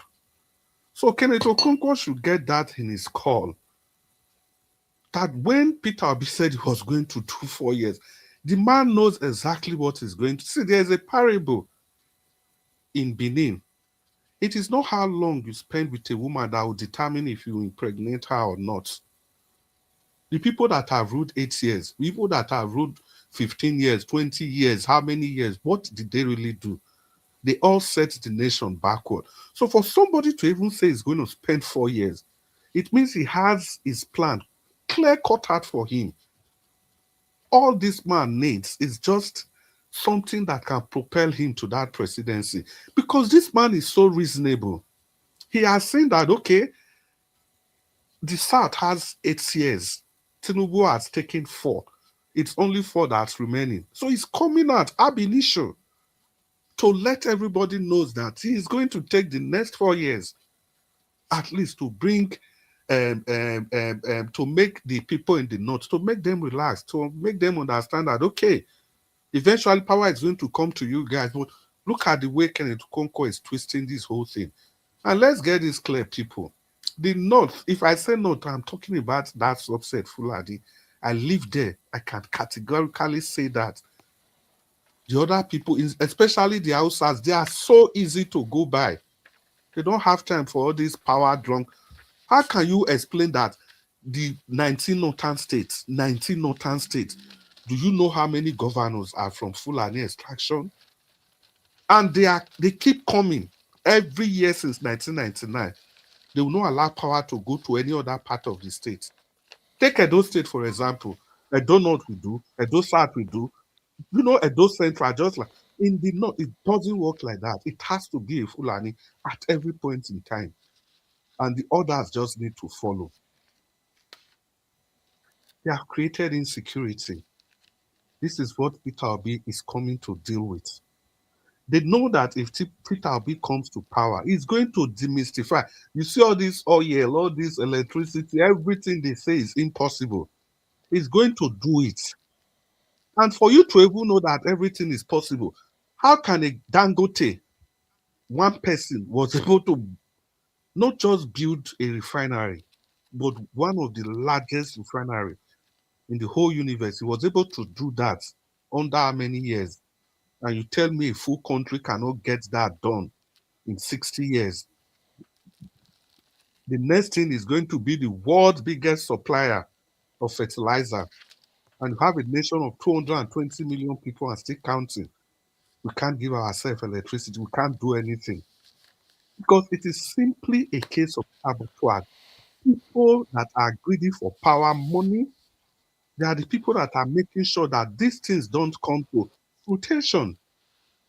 That is why they are scared of Peter, because they have looked at this man. He's not greedy. He doesn't have any tendency for injustice. He plays by the rule. They know that immediately this man gets there, he's going to expose a lot of things. A lot of things. That's why they are all afraid. All these unnecessary spendings, he's going to open all of them. The leaders you have today, they are full of leaders that they just engage in debauchery. That is what they do. And Peter Obi is a man of little words. He knows what he's going to do. See, lovers of Nigerians, lovers of Peter Obi, get it very clear. This man has said everything that he can say. He has shown himself. No corruption against him.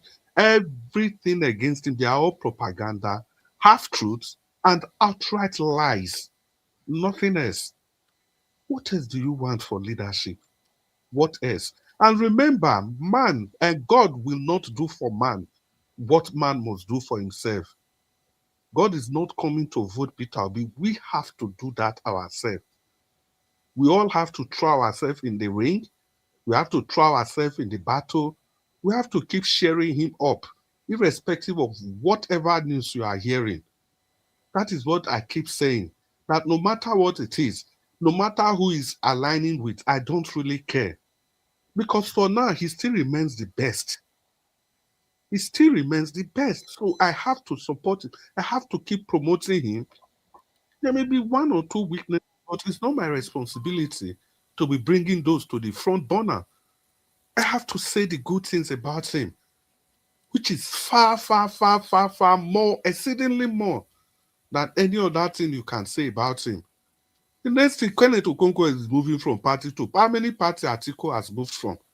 How many times has Atiku changed party? How many times did Tinubu change party? Tell me. Even Kenneth Okonkwo, he don't change 3-4 political party, 4. Now fourth one in this. So let's even leave Kenneth Okonkwo. You see, the seat of House of Rep, Nsukka, Efi, Nsukka Igbo Etiti. Yes, Nsukka Igbo Etiti, federal constituency. He lost it.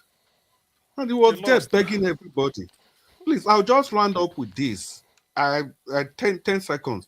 I said all of us, we should be part of the process in any way we can. I just saw a video of Peters, Randy Peters, what was his name? Fayose brother, Peter Fayose, gave him a Camry to contest in this election. So I think that should be the attitude. Yeah, I think it's contest for Senate. Yeah, they gave Fayose brother gave him a Camry. So let me just hold on now, Mr. Njao. Sorry for the extra time. And Nigerians, thank you for listening to me. Good evening to you all.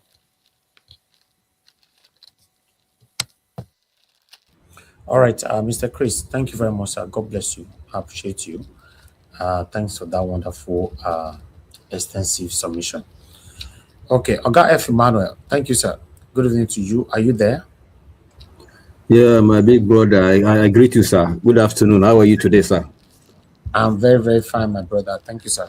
Good evening to you. Talk to us. All right. So let me greet the panelists. Black Panther, I hail you. I know, sir, Namia, you did the same area. So how Texas they treat you today? I know you're doing well. And my doctor, CM, I greet you, sir. And I make my brother. Then Chris Dublin, the runaway soldier. Welcome back again to the family. I greet you, my father. The runaway soldier, Naibi.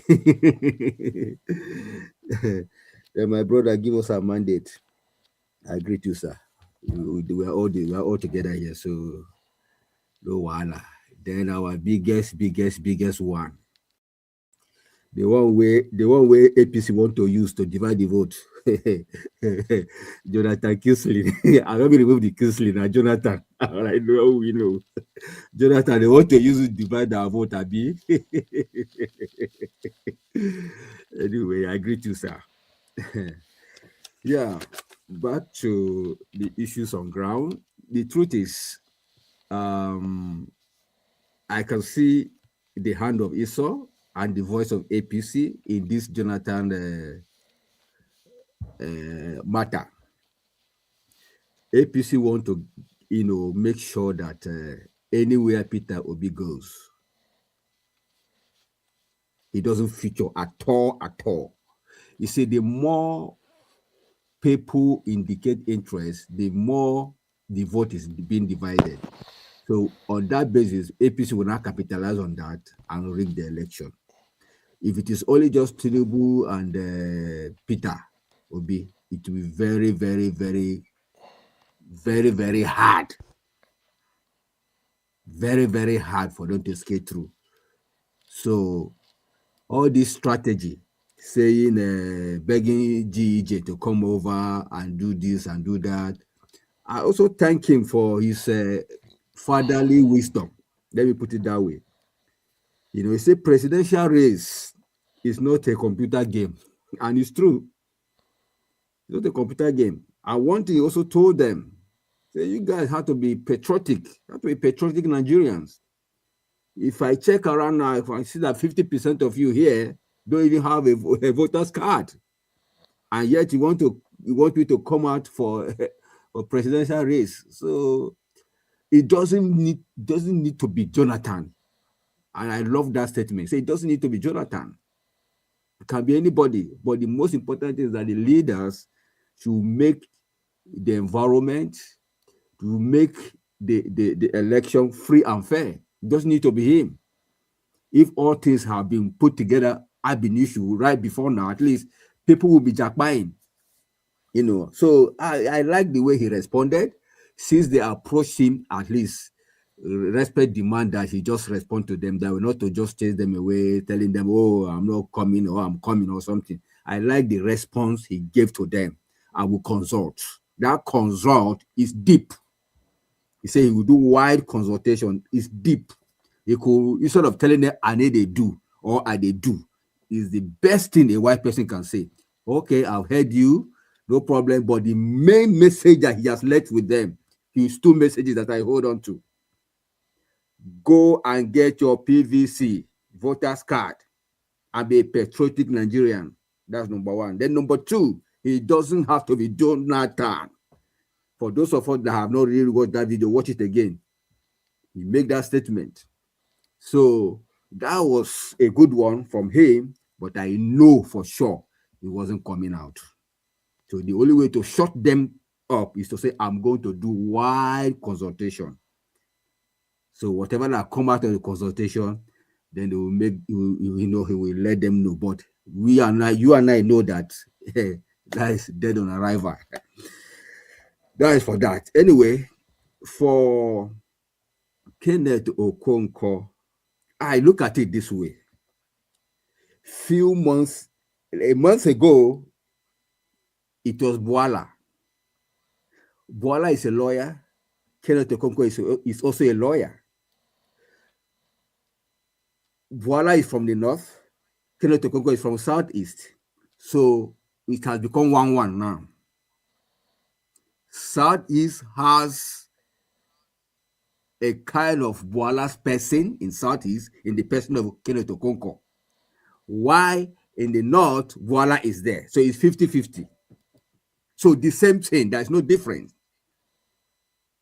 Now where Bele face, that's the kind of politician they are. They call themselves lawyer, but you cannot pinpoint a specific cases they have won or cases they have won as lawyers. Even if it is charge and bail lawyers, I have not heard anyone that these people are doing, have done. You know, and this is a good profession that is well respected. And yet, look at how they are messing up themselves. Voila is lying on one side, then Kenneth is also lying on the other side. I don't understand. Does it mean that this law profession is becoming a liar's den? I don't understand. Eh? Has it turned to a liar's den? People that you were looking at, you just wear that white wig, that's all. They begin to lie from pit of hell. A few days ago, it was a status quo antebellum. Now that status quo antebellum has become a general way where lawyers hide to lie. So I don't understand. You think got me thinking. I said, lawyers are supposed to be people of integrity. When you say A, let the A be A based on the constitution, based on the rules of engagement. But I'm surprised that liars will see white and they will call it black. And they will convince you to believe it. So that is, I don't know. I don't just know. But whether they like it or not, what I'm seeing right now, the APC are in fear Let's know there's no way of we shouldn't sugarcoat that. Peter Obi leaving ADC to NDC. How can just two people just left ADC, Konkoso and Peter? All of a sudden, the whole party with all the mammoth, great politicians that are there, or let me just call the great criminals that are there, they're already crying. Just out of two, just out of the many people they have there, only two just left. The whole social media is awash with fear and complaint. That tells you something. A golden fish is not hidden. A golden fish is not hidden. So the golden fish has left ADC and has gone to his own niche where he knows he will have his peace and do what he knows to do. So, my people, Nigerians, nobody is a baby anymore when it comes to politics. Everybody knows what to do. If you don't understand, at least you understand by the economy, how much you're buying gas, how much you're paying your NEPA bill. In fact, as a matter of fact, APC has made it easy for us. You say, if by all means necessary, if I don't give you electricity, if I come second time, don't vote for me. That should be your reason not to vote for them. It's as simple as ABC. So we don't need too much English to convince you to see reason not to vote for them. Just the reason why you use their mouth already to take a position. And right now, you can see that there is no light. There's no light. So all this one they are employing the power minister is just window dressing, just to make it look. In fact, it's just medicine after death. It's not going to work. Power sector is not something that just come 2-3 days. I want to make everywhere look okay. It's not possible. So Nigerians, you have all the reason to vote out these criminal APC people and allow people that were meaning Nigeria like Peter Obi and Konkosia. The people Konkosia is a group that focuses on the downtrodden, at least downtrodden, the hungry people, the talakawas. At least that one has the face of people, the face of human being. But this government we have doesn't have the face of human being. The only face this government has is the face of foreigners, face of Paris, face of UK, face of just traveling around. So please, my people, we shouldn't be overflogging this matter. We already know that this government has failed us, has failed everybody. Let's rise up to the occasion and vote them out according to their own word. If I cannot give you light by all means necessary, if I come second time, don't vote for him.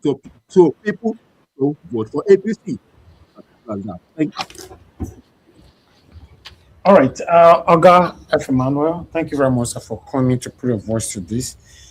I'm very, very grateful having your contribution to this. It's a collective effort. We have to continue to do our part. I understand everybody cannot be available every day. We have our constant people that are always here to make sure that Nigeria works in our time. And for those of you that cannot be available every day, at least once a week, try to be here. Your voice is very, very important. Don't think I can say it all. Don't think Oga CM can say it all. Don't think Oga Jonathan can say it all. Always know that your own contribution is unique and different. God bless you all. And for those of you always like our videos, share our videos. Let our voices always go far. In case you are not sure, the people that are listening to you, you'll be surprised. You'll be shocked. They are always here listening to you. Yes, the top people that you're sending message to, they are listening to you. I appreciate you all. The last person on the panel, if you're available, give us a mandate. Are you there? Thank you very much. Hopefully you can hear me clearly. Thank you. Well, thank you very much for always doing this. We appreciate you. Thank you for the time. Thank you for the efforts. Greetings to the panelists. Everybody, thank you for your submission and your contributions. Always very interesting to engage and then rub mind together. F. Emmanuel, Black Panther, Dr. CM, Mr. Chris, Mr. Jonathan. Thank you all very much for your good works. Honestly, appreciate the effort. Now, on the issue of Akim, right? He actually did his residency in the US, I think somewhere in Maryland, and also somewhere in the UK. Now, the question you ask yourself is, when he was made the one in charge of the health thing in Nigeria, what did he do? Now, and then you compare it to if he was hired here, would he have done the same thing? And so you compare him to people like Bajabi Amila that stole from their clients in the US and then run back to Nigeria. So it's not different. It's not a different person. Compare him to the governor of Ogun State, the current governor of Ogun State. His name just ran my mind now. It's not different because that one also is a criminal in the US. Dakwa Abiodun. Dakwa Abiodun, thank you very much. He also he was a criminal in the US and then ran back. Also, Sanwo-Olu was a criminal also in the US. So now, if you now see what... So sorry, give Go us ahead, a sir. mandate. Let me summarize. Just 10 seconds, let me summarize it. Omagege, former deputy Senate president, committed crime in California. I think he was probably jailed. Then Bajabi Amila was in Atlanta, Georgia.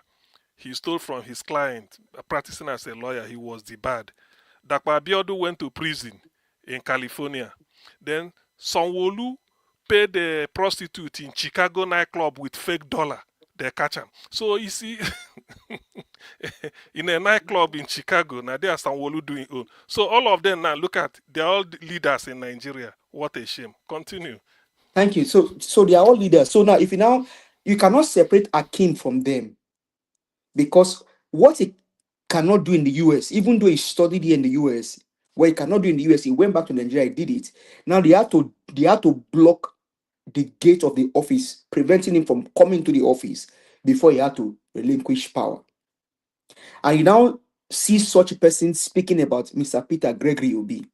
Now, here's my opinion on all that he has said and what he will continue to say. There are about 3 organizations that can speak, and I may probably follow on Mr. Peter Gregory Obi. Number 1, EFCC. Peter said when he left office, he does everything, pick his file and went to EFCC.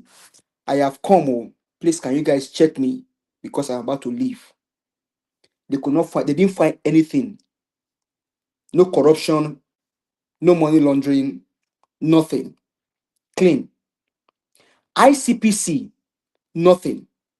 Now, MDG, those guys gave Peter an award because he was the only one that actually carried out the MDG goals. So until those 3 voices speak about Peter Obi, until they speak ill about him, other opinion doesn't count. It's just nonsense. It's just nonsense. And anybody can say whatever they want to say. This man is still there. Basically, his only offense is the fact that he's not corrupt as they are. Now you now go to Goodluck Jonathan. What Goodluck did not say is more than what he said to those that came to him.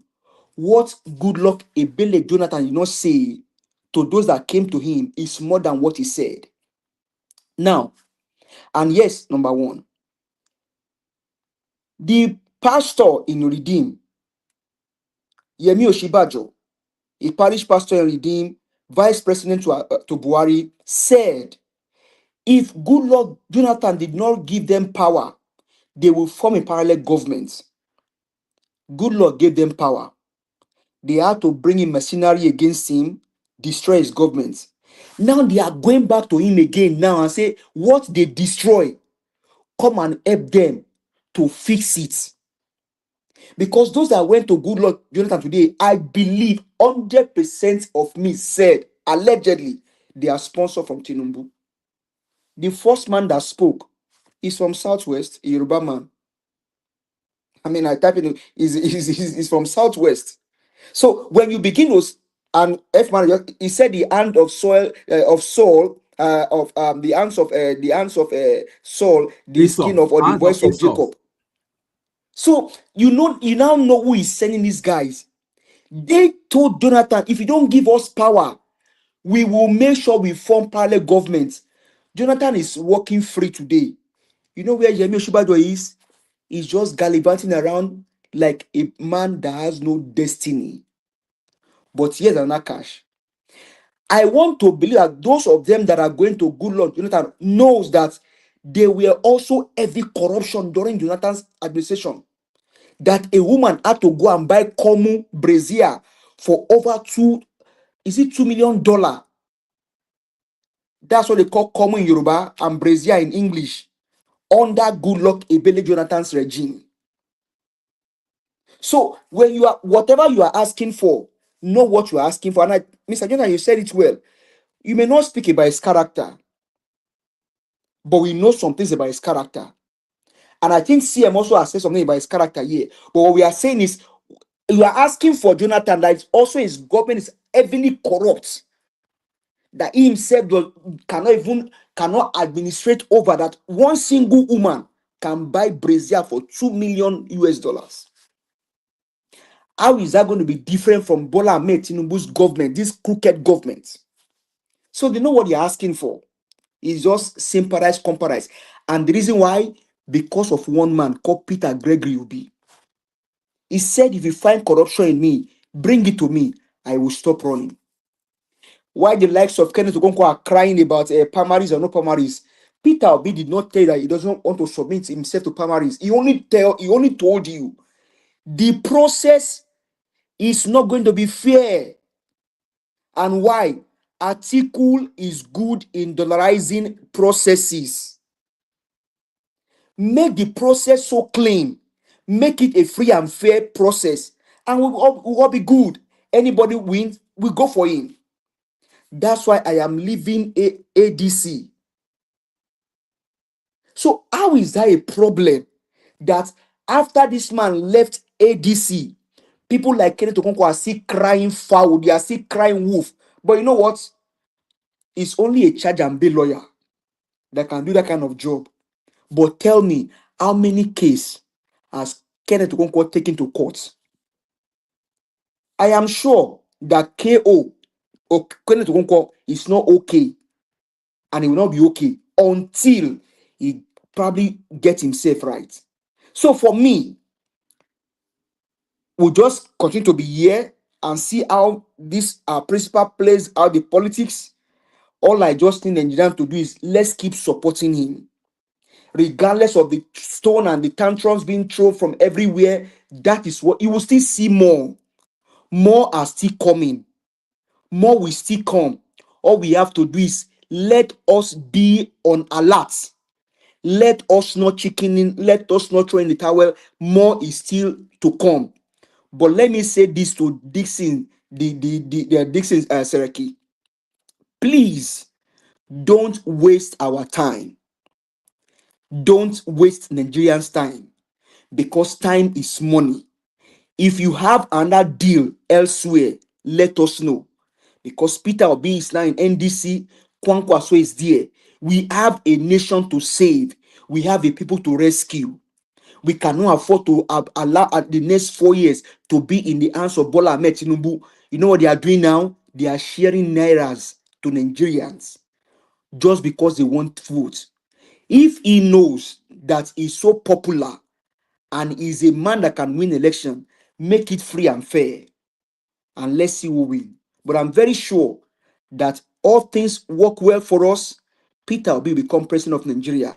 All I need Nigerians to do is let's keep amplifying our voices. Let's keep standing tall. Let's keep doing the fight. Let's keep doing the talking. Nigeria is going to work in our lifetime. Thank you very much, Mr. Elvis. I hear the mic. All right. Thank you. Give us a mandate. God bless everybody on the panel. So we're going to have our final submission as usual. I'd like to give you guys time to speak on the final submission for closure. You know, although I don't mind doing the 2 minutes, but it will go very fast. Should we do the 2 minutes, or I should give you time to speak on the final submission? Quickly, let me know. I'm available Give for us time. Give us time. Okay, good. Okay. Anybody else? I need 3 people to respond to that, please, on the panel. Yeah, I think Black Panther, I align with Black Panther. Yeah, me Okay, too. one more. Me too. I said me Okay, too. okay, God, see you say 2 minutes. Say 2 minutes. No, I said me too. I just This your government. I go hard though. This one, 2 minutes you this talk. one now. This 2 one now. minutes you talk. You not talk 2 minutes, Oga. This one now. Mukito. This one now. Amukito. This one you see, he's showing an example of how Nigerians are. You don't put word for a mouth. Now, the eyes have it. The eyes have it. He said 2 minutes. The eyes, at least the eyes have it. If not for anything, at least the fact that CM support Arsenal, give us a free day today now. Give the fact that CM support Arsenal, give us a free day today. Arsenal go carry 2 trophy this season. Na 2 trophy. Na 2 trophy this season. Let us lobby. Let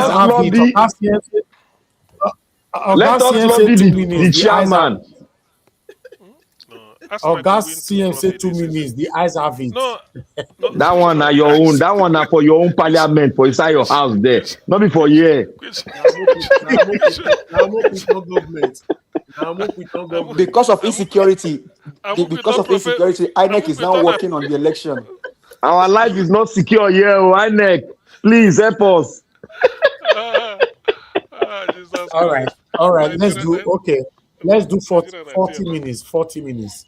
I'm also How they remain 40 make us 1 hour now. How did 20 minutes join them? 40 minutes, my friend. Go and sleep, my friend. All these people from Texas, that's all Nakara at the B. Who 20 minutes join now? You said be compassionate. Be compassionate, sir. Be compassionate. Levics, waiting Texas do you? Waiting Texas do you? Be coming down. All these Texas people. Libra man now. Okay. British liberals. I don't know who they talk before. Now, F. Emmanuel, that one where been disappear concern now F. Emmanuel, now Texas is from now paradigm. He say he get paradigm shift for his life. Jesus Christ. Exactly. We not see him for months. When he come, he say there was paradigm shift. I say, which one be paradigm shift? Now Rivers politics, now they talk so. No mind now. Paradigm shift. Don't worry. I think where you talk now. It's not you to tell us. They're not you wicked. They are deceiving themselves in that Rivers State. I don't know. All of them. But that is a whole Rivers State. So let me start, please. Okay. Okay, yeah. I'm number 1 now. Abi? Oh, another man don't enter. How much shall I go ahead? Enter. You know, but Niger watch as you don't increase the, you inflate the number now. Give us 1 hour now. You go to inflate the time because when we dey negotiate time, how much shall I know day? How much shall I know day for negotiator? No. How much shall I? If you like say you go negotiate your own hour from your hand, do you are not part of the 40 minutes. Okay, we'll do 50 minutes. 50 minutes. Okay, how much shall I? Go ahead. 10 minutes for you. Where Madam will come now, come and make a 1 hour. Okay. How much shall I go ahead? My own is not that much. It's a Goodluck or a Billy Jonathan. I beg you. I mean, based on your video, it's obvious that you're not interested. And APC have sent those bunch of dons to come and talk to you. I saw that video. I thought it was a repeat video because I've seen them come to him before in the same atmosphere, in the same arrangement. So I felt it was a repeat video. Meanwhile, it's a new video. And the same way he answered them, he answered them again. This man that you put into fire tried to save the country. after saving us, putting Nigeria economy number one in the continent. You guys have destroyed it. You're not telling him to fix it. There is no man that will build something and finish building it and is happy he has finished building it, and then gives handovers to you. You now destroy it. You're not calling him to come and fix it back. Of course, you won't be happy. Good or just that if you by mistake they deceive you, they use jazz, they owe you, take that job, they want just hear you. So the best thing is just leave it for the, like you said, the younger ones. And your younger brother is contesting, Peter Obi is contesting. You can join NDC as a statesman, but I didn't say you should go and join them and go and contest. Leave the contest for Peter Obi alone, because the crook in Aso Rock is looking for how he wants to rig. He needs somebody to be on the ballot with him that he will rig the election with. Atiku Abubakar is an old man that have refused to understand that he's an old man, and he wants to contest. I know the next judgment, they will release the ADC for them. Let them go and contest. Because Tinubu needs somebody on that ballot with him so that he can rig and then manipulate the results the way they did it the last time. The most painful part is, may God not give them the chance to see ADC on the ballot and Atiku on the ballot. It shall be only Obi and Tinubu. And we'll now see who's going to win the election. Because that's the reason why APC is moving left and right. They are confused because they are clueless set of human beings. Every day, security is getting worse. The social media I go to, you keep saying every day, it's not an old, I will keep looking at it as an old video. No, it's not an old video. They'll tell you the day, yesterday night. They'll give you time. People, when they say people are dying every day, I used to think it's a lie until I joined that Telegram. People are dying every day per second, up to the point you are going to bury people that have been killed. Boko Haram is chasing them away from burying them. And we have a Nigerian army that is so useless. It is only the innocent people they can go and arrest and pick up. Nigeria Watch, I leave the whole thing for the panel. Let us start discussing before they say I take all the time, finish. Thank you. Oga CM, you can take over. Thank you. Now you go talk, say take over. You are just a JJC. What are you saying? I am talking. They say the thing are general now. No general. Now me give you that. Now me give you time. Talk. Your body to what? Talk. You dey waste the time now. They talk. You dey waste time. You don't know say you are in a parliament, Nigeria's parliament. Black Panther talk. You dey waste time. Okay, thank you very much. Thank you, our brother that just spoken. May God bless you. I want to speak to His Excellency Oga Dixon. Please, I know invitation will be coming from left and right for you to come to Aso Rock to see the presidency, because I know the pattern of Tinubu. I beg you, don't compromise. Though you cannot reject the invitation of the president because it's an invitation from the number one citizen, but please don't compromise nor buy the idea, because you are not in that cloud of drug warlords. You are not in that cloud. You are a man that loves your country, you love where you come from, and you want it to be developed. I beg you, in the name of the God that you serve, don't compromise. If you compromise, you are tarnishing the destiny of the youth, of your children, of many that want to see the progress of this nation called Nigeria. Now, I want to go back. I want to go to Tinubu as a person, not as a president now. Tinubu was never a man that is upright. He was never a person that is straight. Everything about him is all contradiction, red flag upon red flag upon red flag. He was involved in drug trafficking. He was involved in drug activities in the US. And he was caught. He has to forfeit almost $500,000 US. That is what we know. Now, I want everyone to know the mindset of every drug peddlers we have all over the world, especially the kingpin. They don't give up and they will never give up. The only thing that will make them give up is when they go to 6 feet. I want every Nigerian to know and have the mindset of the person we are fighting against. We must be tougher than him because we are in the majority. Now, he is a con man. He is a man that has set all trap in every area. He can penetrate because he has the money to use. He has the country money to use. As at now, I want to remind the Nigerian people, he has set up another avenue to pick money. I want to remind every Nigerian, is your Minister of Petroleum. Now, he has signed an MOU for 2 refineries, three refineries, but I know of 2. The one in Warri and the one in Delta, I guess, yeah. And he signed those refineries from information that I monitor, and the Nigerian professionals have gone into the details of these companies. He signed one with a funny companies from China, and they investigated and they saw it. I want all of you to go and investigate, because I want to say it, but I want you all to investigate it.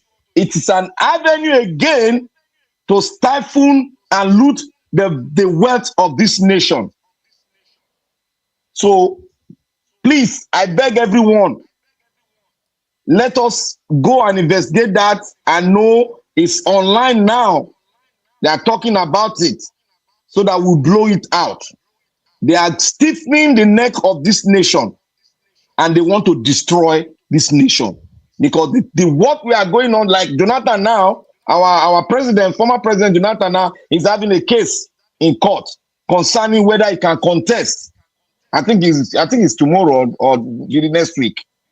Whether he can contest or not, because you know the constitutional debate we're having when he said he wanted to contest before. They have that. So the court is going to verify that. Tinubu is setting trap everywhere.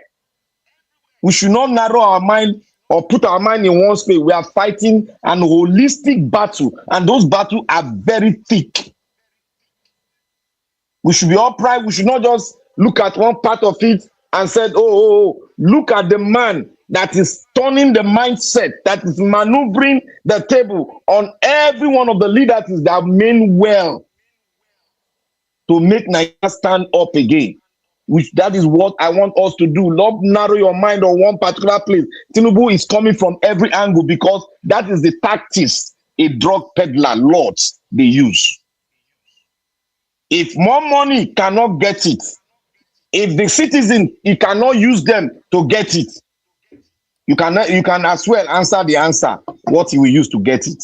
Go and watch the video of Pablo Escobar when he came into drug and when he maneuvered into government and what he did to the politicians before he took power, became a senator, and people did not really know it. But it was the people that came and used the machineries of the state to take him down. So my brothers and sisters, we are fighting a thick battle. A one man that is a lord in the underworld gang. So my brothers and sisters, let us look holistically. Let us also give ourselves time, create time for ourselves to investigate, because money is involved in this politics. Heavy money in hard currency. Thank you very much. Okay. Yeah, thank you, Black Panther. Let's hear from Chris. Or who is Chris? Yeah, well, Augustine, thank you. Black Panther, you do well for your submission. F. Emmanuel, it's good to have you on the show again. The only thing I want to tell Nigerians is this.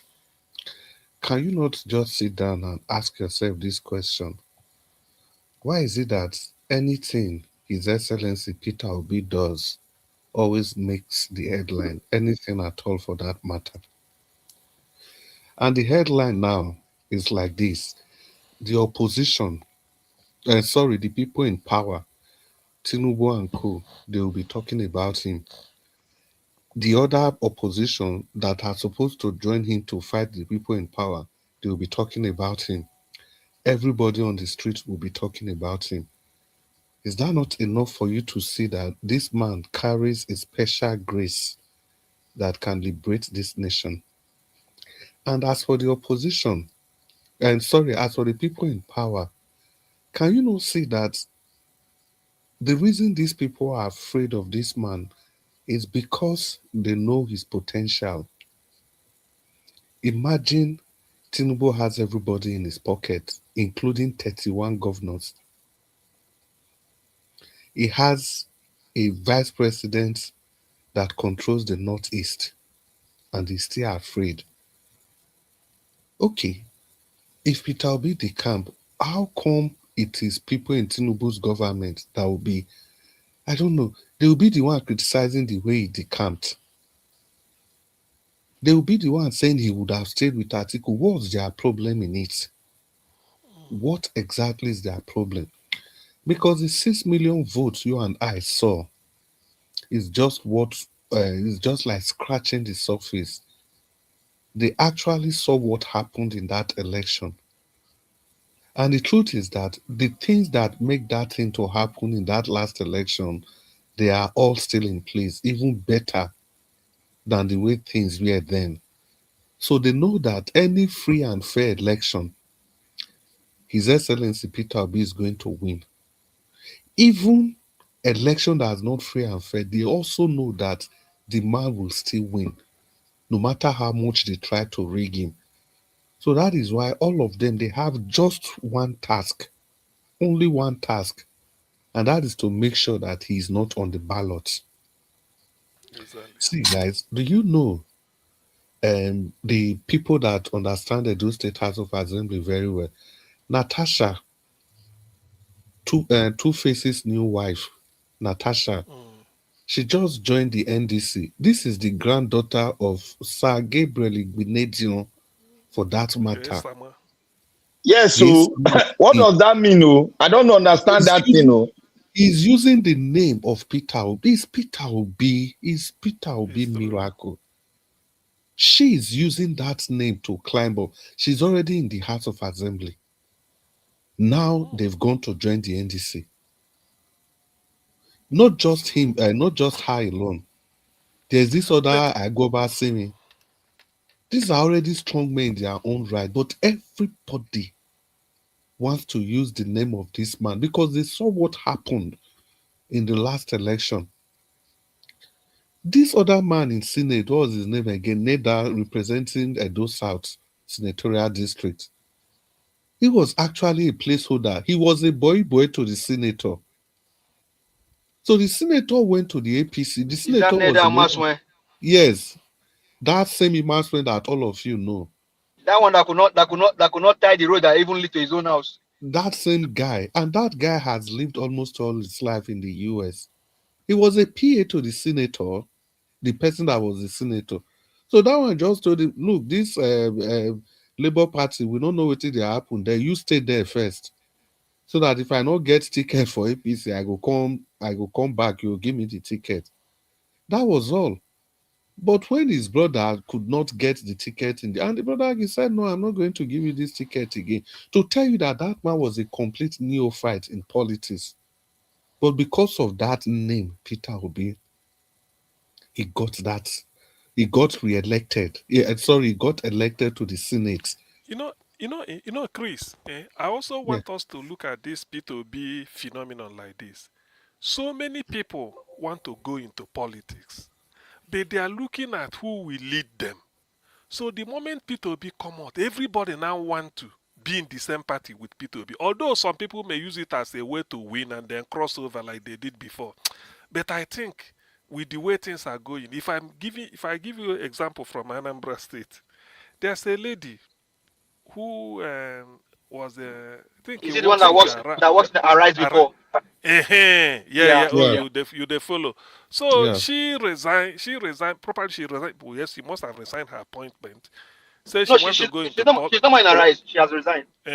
So she's to represent this Chris Ngige. They have his constituency, 10 million local government, north and south, the way they divide them. So he want to be federal constituency now, the two local governments. So already she done ADC, just make wave. You never tell. Think about a month ago. Now I begin see. I think let me just say since March. Let me just say March. She declared that she want to contest to represent her constituency, Idemili federal constituency at Abuja, based on the platform of ADC. If you see her poster, everything. The moment Peter Obi moved to NDC, now you don't cross over to NDC. No wasting time. Still the same federal constituency. So already, ADC is like it's already dead in Anambra State. Instantly, people know they waste time. Because how you know is that those people that have perched on ADC for State House of Assembly, for Senate, for House of Reps, the moment Peter Obi switch over, ADC in Anambra is practically dead. Immediately, you don't even waste time. So that is to tell you that a lot of people, some good, especially young people, they want to go into politics, but when they realize that APC buccaneers, all the criminals were there, because in this ADC, I don't think with Peter Obi side they will be saying contribute so money towards presidency, all these things they are using to tax people to the bone, extorting people, extorting money. It cannot work. So what in effect, what it means is that ADC is like a stillborn child. The moment people are celebrating, thank God there's a newborn baby, the next minute they say don't buy again. So that is the issue. NDC is where people are looking towards to now. It's at least in Anambra State. Yes. Still born, now even the moment they born, people they wait, may he cry, so that may they celebrate, and the baby refused to cry. So it will be a 9 months of waste. You see this ADC people. There's something. Let me say it now. Thank God we are dealing with this. When Peter Obi joined, I was following them initially. Peter Obi, that's why when he joined, he said ADC give them opportunity in a coalition that you can still remain in your party and then be attending meeting. So it starts. Until a time, they now said Peter Obi want to join. You never know who must have influenced INEC. It might not just be Tinubu. It could be all this Atiku they influenced INEC, made them not recognize that, made them still they recognize that Bure to frustrate Peter Obi so that he will join them. Can I share this thing with every one of you? I was in a place yesterday, and then a top man was there. Black Panther, just simple word. Let me just share it. No, let me quickly acknowledge the lady we were looking for her name. Somebody in the comment section just mentioned her name, and Dr. Constance. Thank you, Ikechukwu Onedikam. Yeah, thank you, Ikechukwu Onedikam. Yeah, Dr. Constance Ikogu. I think that's her surname. No, Ikogu. Yeah. Dr. Constance. Yeah. Thank you, Ikechukwu. Thank you very much. Black Panther, continue. We were talking about the political atmosphere in Nigeria. This man is a well-read man in the United States. He said most of the Nigerians have not yet understand what is going on now. He said the political landscape of Nigeria has changed. Say, why did you say so? He said, yes. He said, just one man has made it to change. He said, look, he said, there is no political party in Nigeria. He said, we have only one political party. If you can rally around that one political party, boy, we'll bring down any person, any old politician in Nigeria. He said that political party is Peter Obi. He said, think very well. Anywhere this guy goes, he is the established political party. If he moves out of there, that political party does not exist again. If he moves, everybody is like a honey. The political party is supposed to be like a honey, that everything goes, comes to it to take out of it. He said the Nigeria political scene has changed. If the Nigeria youth want their destiny to be in their hand, they should all rally tight because that man is the political party. Not Peter Obi. He is the political party because he heard the slogan from the Nigerians that know who Peter Obi is. They were saying, where he goes, they go. That's to show us all, because we didn't know the relevance of that word. He said Peter Obi is a political party. It's a moving house. Wherever he goes, all the occupants of that house, they go with him. Therefore, he is the political party in Nigeria now, and he has the charisma, the word he puts into the hearts of the youth, and the youth takes it because it's what they've been dying to see in their lifetime. When he finished the talk, I shock. So I want to share with everybody for us to know what we are dealing with. We should protect it with all our life. The man, and we are doing it now. They all know. The thing is that, so when they were doing ADC, these are the coalition. Peter Obi was saying that he know they this coalition just to grab power from Tinubu. Everybody should. What is the vision about the Nigeria? How are we going to all this issue of corruption, stealing money, doing all this? They say all those things when they could let them finish. No constitution yet, I'm not sure. So it so happens that, that Ibadan Convention, that one Atiku. Amoechi said he will never be VP to anybody. So that in shock Atiku. Already Peter Obi saying he didn't travel abroad to go learn leadership from Kagame. Go Singapore, go Indonesia, go Egypt, all these places. Even Bangladesh. To come and, Bangladesh to come and be that one deputy the best, that Dr. Yusuf. That one the best. So Peter Obi said it. So that time when they were carrying rumor, Atiku don't offer Peter Obi this. Peter Obi came out to say he never discussed anything vice. Nobody has called him to discuss whether he could be vice. He said nobody. Before he now said he's not going to be vice to anybody. That he didn't go about, and it's true. Now, even the books he read, they recommended. He went to their authors in California and in John Hopkins in Maryland. He sat the author down. They were discussing the book. He said they even told him what they didn't put in the book about Nigerian case. He said there's a book they call Moving Apart. Indonesia and Nigeria were contextualized. He said how the two countries moved apart. Indonesia making progress, Nigeria sinking. After reading the book, he went to California to meet the authors. They sat him down to tell him even what they didn't put in, what they know about Nigeria, and what Nigeria need to do. This is how you know a leader, because you want to be prepared so that the first day in office, like he's saying, he said, I don't want if I come there, I go to talk like Lai Mohammed in those days. If you know the rot we met in office, if you know what PDP 60 years, this is what Lai Mohammed was talking till 4 years of Buhari ended, the first 4 years. So Peter Obi said, I don't want to blame him when I come out. He said, I want to know the problem before I get in.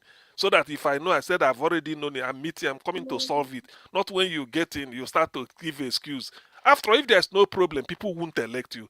So it then happened that this Ibadan Convention was the brainchild of Atiku.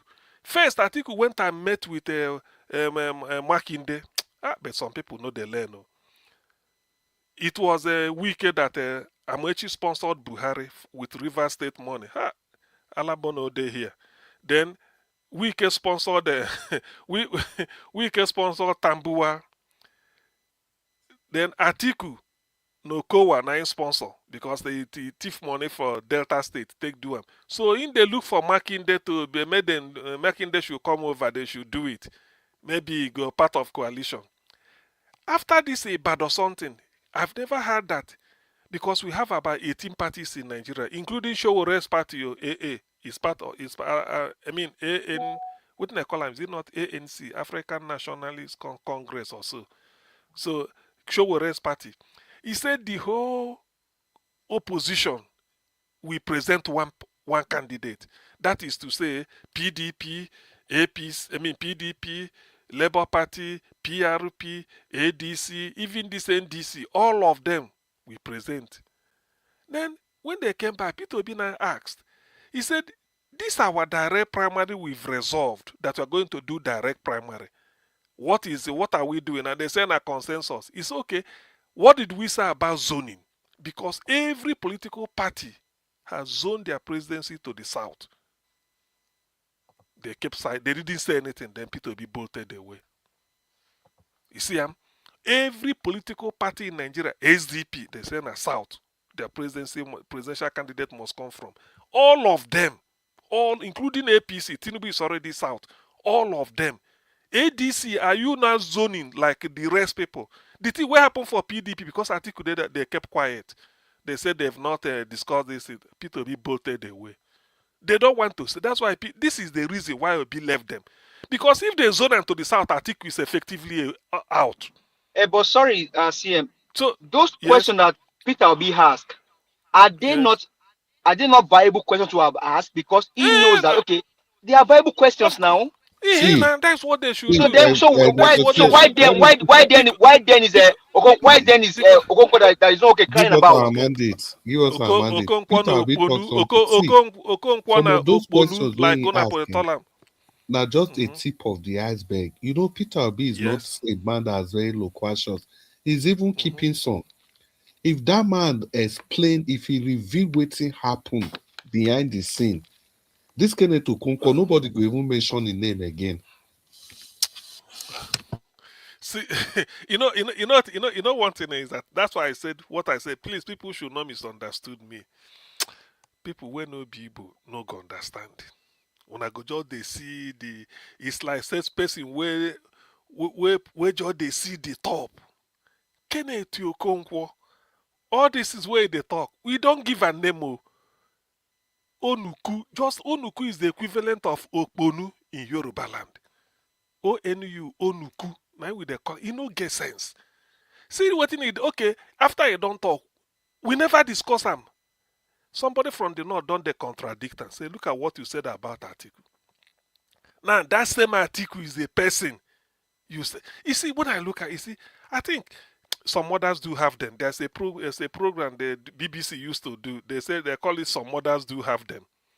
Frank Spencer. God bless you, Chris. Jare. The West, they have their FFK anytime they need them. You go. Okay, sorry. Okay, okay, whoever said it. So FFK there for Pastor Joseph, FFK na my boy. If you give him food, he go sing for you. Reno Mokri there for South. So if you give him food, he go sing for you.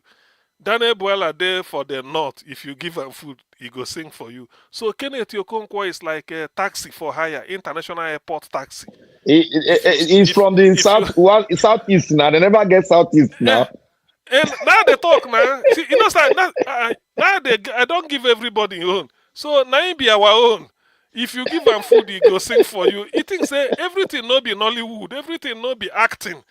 You know, that's what they call that. Man, they go show a pepper for East too. Everybody don't mean now. See those village boys, they don't mark and now. I even want to ask the CM from your WhatsApp from your WhatsApp group. How are they discussing about Okonkwo when it comes to in the WhatsApp group? I don't tell you. You know, say if you can you pronounce Onuku, Onuku? If you can't pronounce it, just use Okponu for Yoruba. Onuku. We use that for school that time now. Onuku. Onuku is like that's Okponu. The way you say Okponu for now we mean. So when they look at Nigeria, person just shake head, say, so we still get this kind of people for our midst, for Southeast. See as he just they talk. You know when they talk. Okay, look at it. In that same interview, only I don't want to. You know what he talk? He's saying leave Obi for Labour Party because he won the election. He doesn't want to fight for it. He hasn't got this. Okay, Obi won. Where you condemn now? You know the fight. Now listen. For this interview, he said Obi has no capacity to win an election. From the same mouth. Now they come from the same mouth. He said Obi has no capacity. Waiting. All these them lawyer. Ozekomen a lawyer now. So if you need that Professor Ozekomen a Olodo lawyer, lawyer. forget we know when men know they call a lawyer, men know they call lawyer. Our former Charge and be lawyer. listen, our former governor, we don't die, Ezife of SDP during Abiola's time. In the contemporary of John Odige Oyegu, them be permanent secretaries when Nigeria was in the 70s. In fact, from early 70s till 80s, when they retire, begin one join during IPB's time. You know what in that guy talk? When you call him for occasion, you they call him Dr. Choezie, former governor Anambra State, you know, he go carry microphone. He say, please, any day when you want to introduce me, call me Chukwuemeka Ezife. It's okay. Okay, call me Dr. Chukwuemeka Ezife because I have PhD in economics from Harvard. That is also okay. You can call me retired permanent secretary. That is okay. But nobody should ever introduce me as former governor, ex-governor again. They say, why? He said, because the way Nigeria is, even an armed robber can be governor. Tomorrow, all of them go be ex-governor, ex-governor. He said, but not every armed robber can be permanent secretary. Not every armed robber can get a PhD from Harvard. So if you give him that honor, he go thank you. But if you call him former governor, tomorrow, an armed robber, he said, the way Nigeria is now, an armed robber can be governor.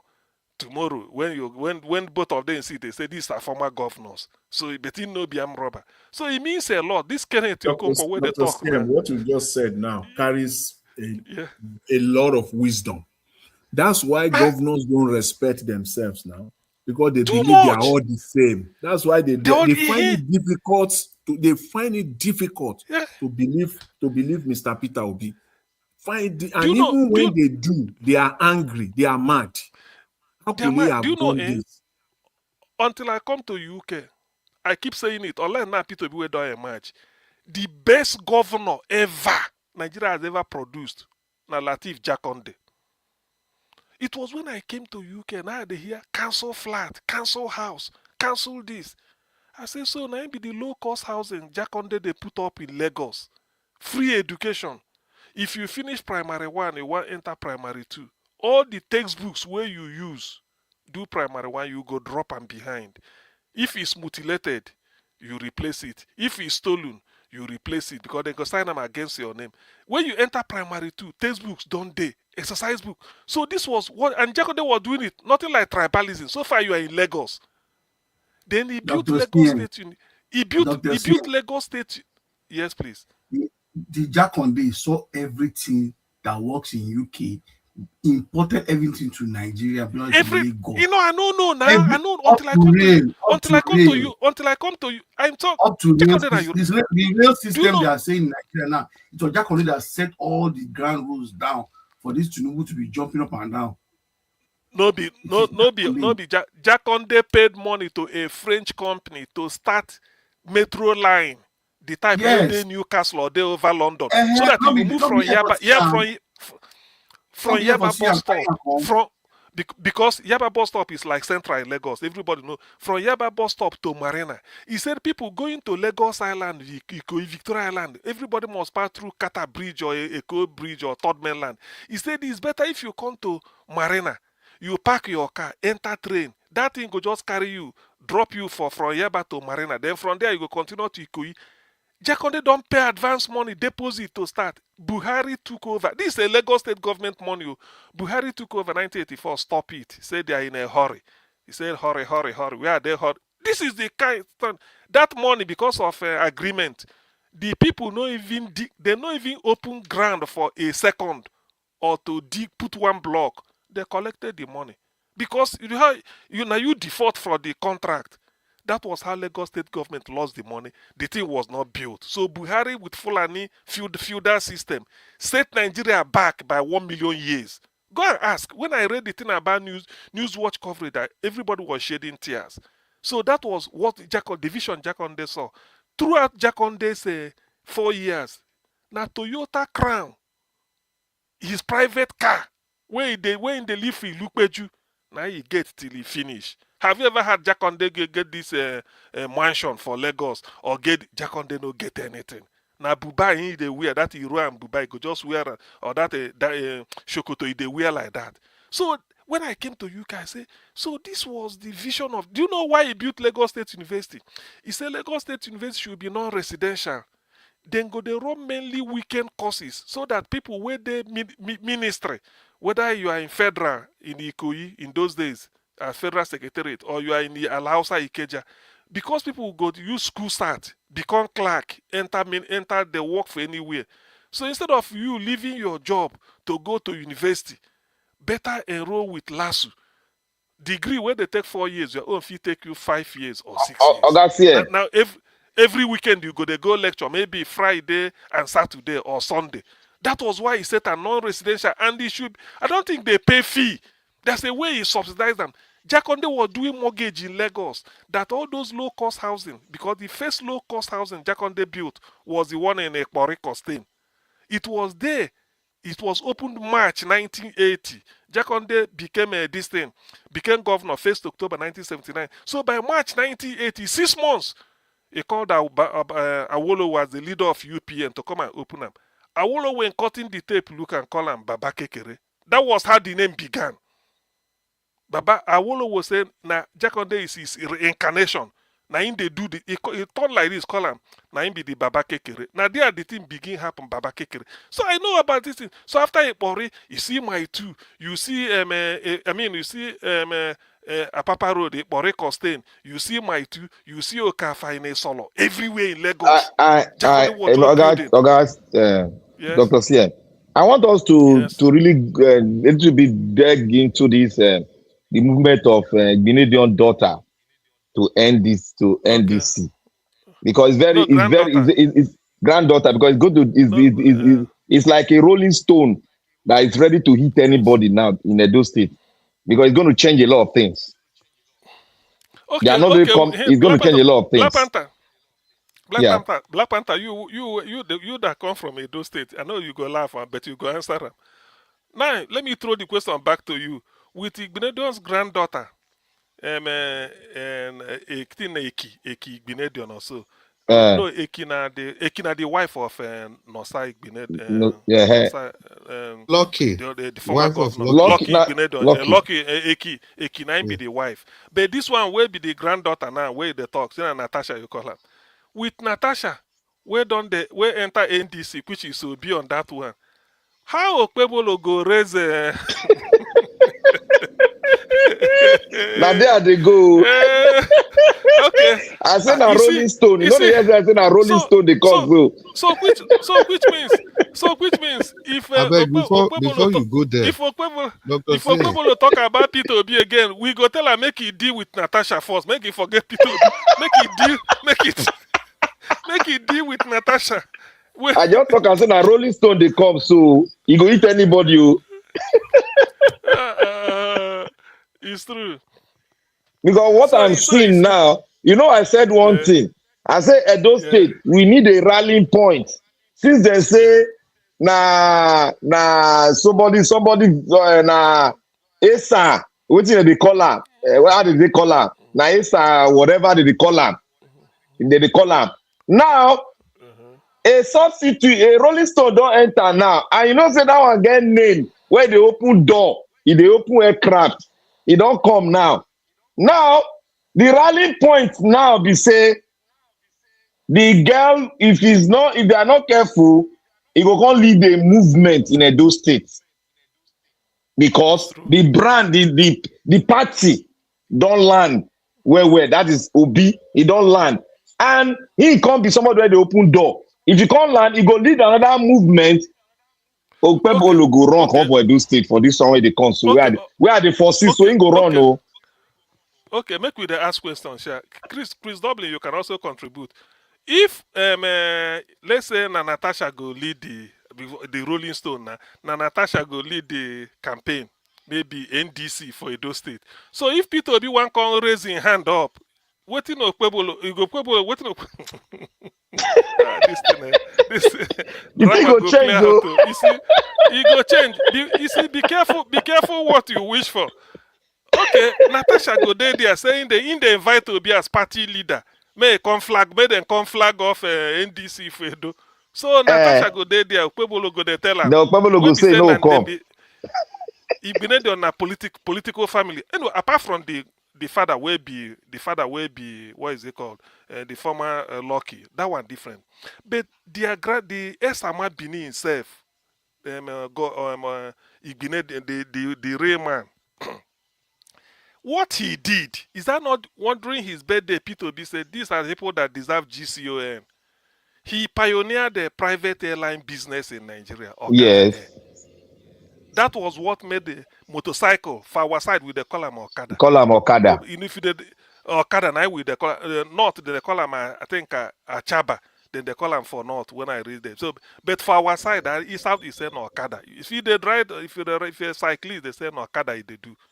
You don't know, say Okada na the name of a place. So he using hometown and they have been to the place. Now he started one of the best hospital then, Okada Igbinedion Hospital. Now he do Igbinedion Medical School that became Igbinedion University. So the man is a pioneer in education, in healthcare, and in transport. So Dr. apart Sien, from the Dr. yes, Sien, he had a name. Yes. Dr. Sien, you even left one. Yeah. There's the one they call Canada Dry, Okada Dry. Yeah, Canada Dry. You remember that one? Correct. Okay, Canada Dry. that a mineral. I think that drink. That drink, yeah. Is there Okay, now America you here get now? too. Is there Yeah, America here now? America. Canada Dry. Okay, now you Now, get now you get the franchise for Nigeria. So they were calling it Okada Dry. You see, now such kind. You see, you know, if you are moving from Ore to Benin, 17 kilometers to Benin, 9 be Okada. By Exactly. the left.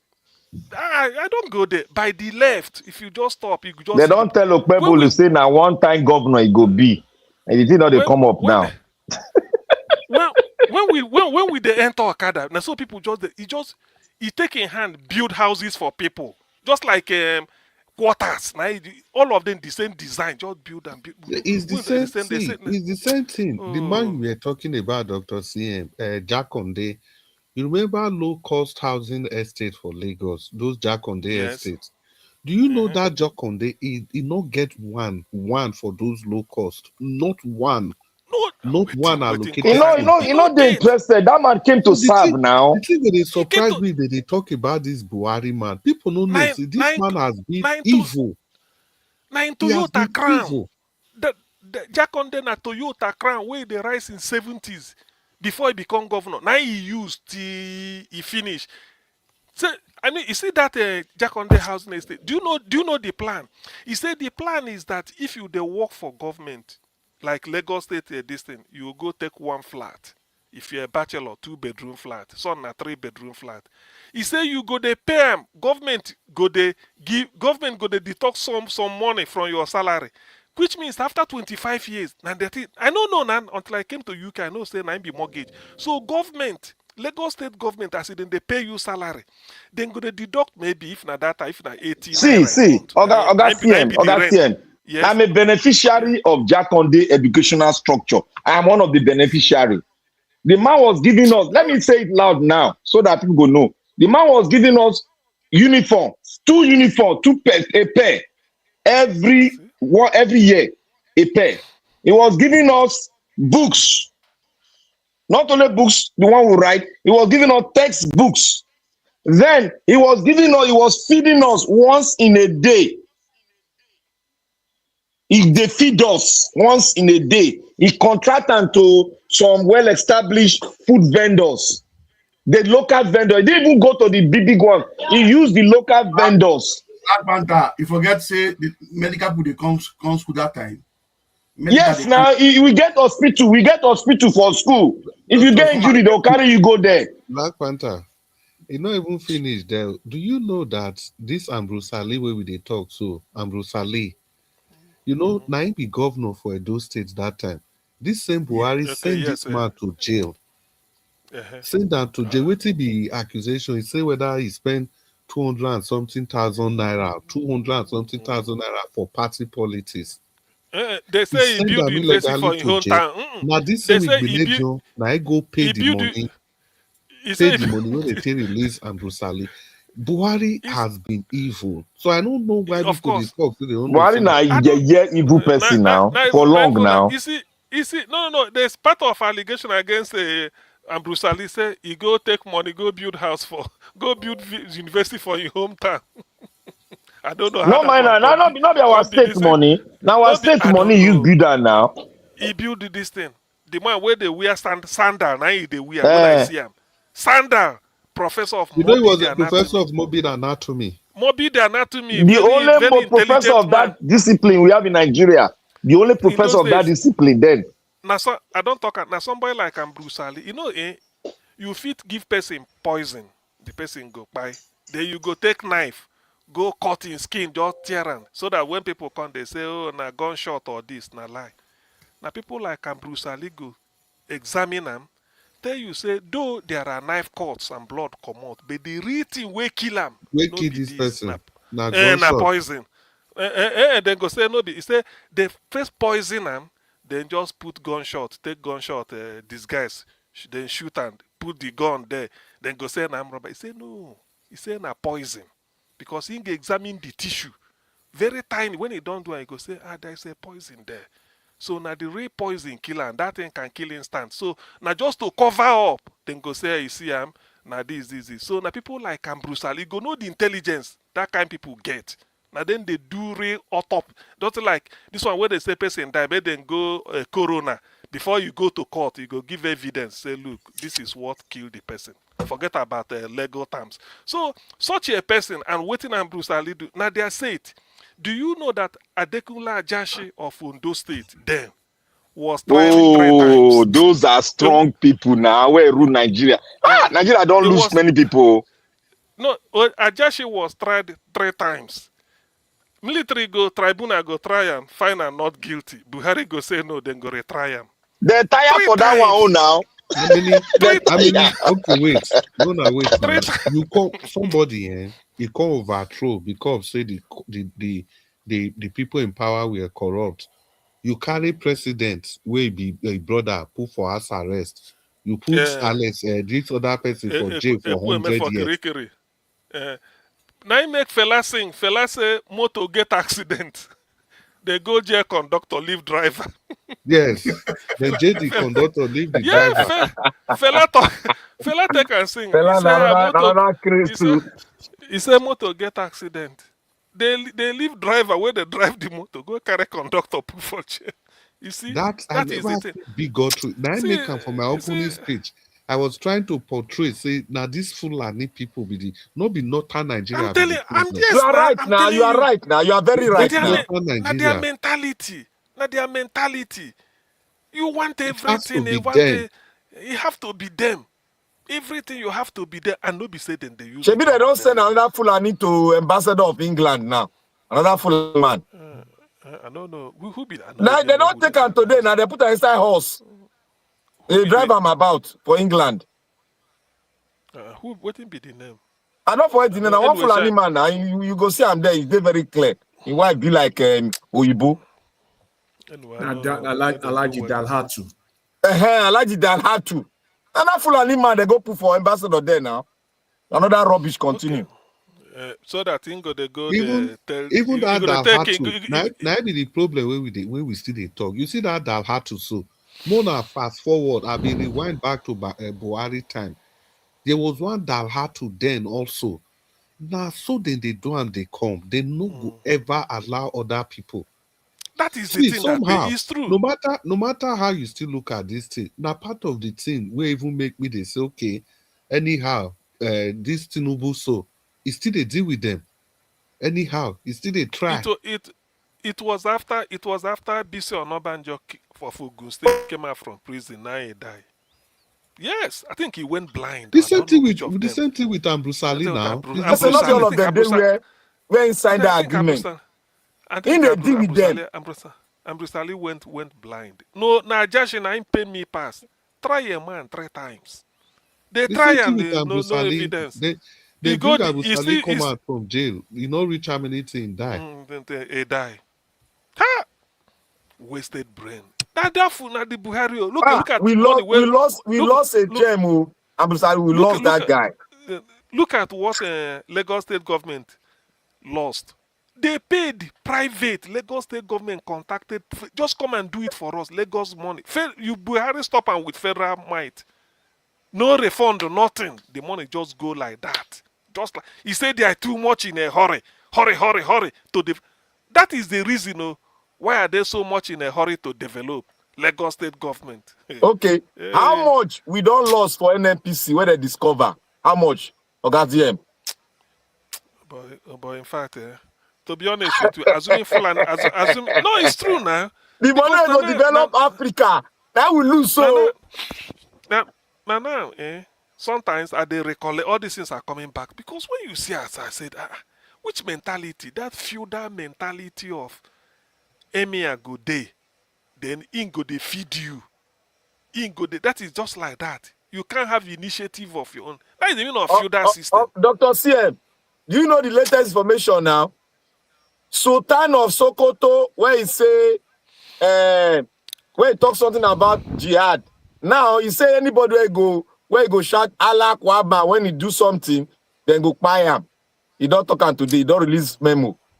No, I think the one we in fact talk yesterday say any person will shout Allah Akbar before that person yes. Muslim, they go so, hell. Now that one in starts. Because America don't accuse them directly yesterday. All this whitewashing. See what they turn Kwara State to. You see Kwara State. Exactly. Very peaceful, very Is it before? State. Yes, now. Yes, I've been to Kwara. I've been to Ilori. If you even get to Ilori self, Ilori is just like a city shop, but like rural life. Quiet. People are. You know, say I school for Kwara. Quiet. I've been to Ilori. I stayed there. I school for that polytechnic called Offa. And then I school Federal now. Polytechnic of Federal Polytechnic Offa. That place was a very beautiful place now. I don't know, they just mess them up. Because when I used to go to this thing, I don't enter train. When you reach a lorry Jeba, then more quiet, don't cross river. You get to a Kwara State. Because do you know that Kwara buses from Kwara, a lorry to Lagos, and there are always businesses there. Around that a lorry, there are business. Because people come through the border from either Benin Republic, they are doing business, or so Gbomosho area is business. Now Gbomosho is that time now 250 they take go Kwara from Lagos to Ilorin, 400 naira. See all those things. But now they don't invade everywhere, can't they sack people? Nigeria don't go far. No, it's true. See. Because that's it. Well, I've been there. I know a Kwara State now. I go Benin that time. 200 naira go twice. We need 200 naira go twice. When we use our small military remain, talk about our Peter Obi. Me I go start. Okay. See people, I beg. See now beg now me a day. You see this man so if Nigeria go change, maybe we understand. The problem with Nigeria is not that we don't have enough resources. We have enough resources. We have enough human capital. We have enough human capital. The only thing we are lacking is just that leader that will be ready to do the right thing. A leader that doesn't have any personal interest. Even this thing that we keep saying that the West is interfering, US, they control. Now, if you get something to do with them, now they will control you. As long as you don't get secret account for their country, you don't go hide money for their country. You never do one thing where they get your file. They cannot control you. But Chris, are you telling me that if you're a leader and you want to give your country electricity, America go say no, Britain go say no, do them? See, let's face it. How will they control you when you want to give your people health care? See, Dangote now. It's mechanism where they use, not the direct mechanism. Una know say we they talk now. They may want to fight against your agenda, but if you stand your ground, and why would they even want to hinder you? You are doing for your people. They are helping their own people too. That's if your hands are soiled. Make una understand this thing what they do. Dangote now want give us 20,000 megawatts. He want control the energy sector. Now they give a refinery. The next thing now electricity. Waiting remain again for nation. 20,000 megawatt. More than over 2-3 years it go do am. Okay, make I tell you that, make I get carry on mind go history. You all know that they partition the world. They partition the world, and Africa now be a place to get the resources to build the other side. Africa is meant to consume, not to produce. Go and find out. It's there now. That's what they did in Berlin. That's what they did. Well, that you may say that, but I don't want to believe that's in its You don't entirety. need to believe it. That is what they did. Go and ask If your you're saying lecturer you want to produce, for the school. council, at least we have the likes of GlaxoSmithKline in before. We have liver brother Unilever. It's our people that kill the company themselves. So this is not when someone killing your own company. It's people that destroy your own company by themselves. Okay, what did IMF tell Babangida? What did IMF tell Babangida? It just shows it. What did IMF tell Babangida? You open the book now, tell us now. Listen now, it shows the weakness and the greed in our leaders. Those are called themselves leaders. If I stand my ground, will they stop me? You start Chris, fire you now. No, please. I think You Chris say they don't Obi fire say make we narrow it down to P2B. The few minutes will remain. Let's just talk something around that team. I think that is good. Let's just not, maybe become so verbose and being all. Yes, let's narrow it to our so that I appeal to. I think Chris, if you haven't lost your line of thought, continue with the appeal the way you started. I don't know why we jumped in, interjected you. Maybe you don't lose where you are going on why they should do what we are preaching. Chris, are you still there?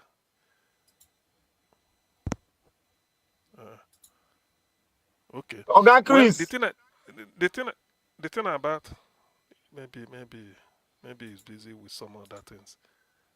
You don't go speak. Don't worry. The thing about, if I'm to hazard a guess, Nigeria now is borrowing money anyhow. According to Dino Melai, he said we can even borrow from OPE. You can borrow from anybody now. Let's say Peter Obi becomes let's say Peter Obi becomes the president today. All this borrowing will stop because he's interested in all this presidential jet. We don't need it. In fact, let me say this again so that people can always quote me. I live in England. They have one prime minister. The only person in the whole of UK that has an official car. I'm not talking of private. If you're there private, they work for one private company. They give you limousine. That one are you. But public, the only person that has an official car is the prime minister and a Jaguar. Made in Britain.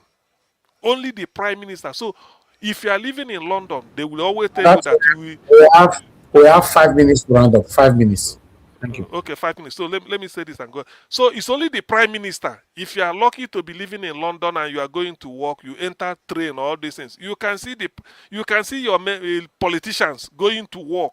If the train is filled up, there's nowhere to sit. They stand like the rest of the passengers. It's only the prime minister that has official car. And it is from 9 o'clock or when the official time. You can't just be using it in the midnight to go to party. No way. Then, prime minister, if you want to travel, you use British Airways.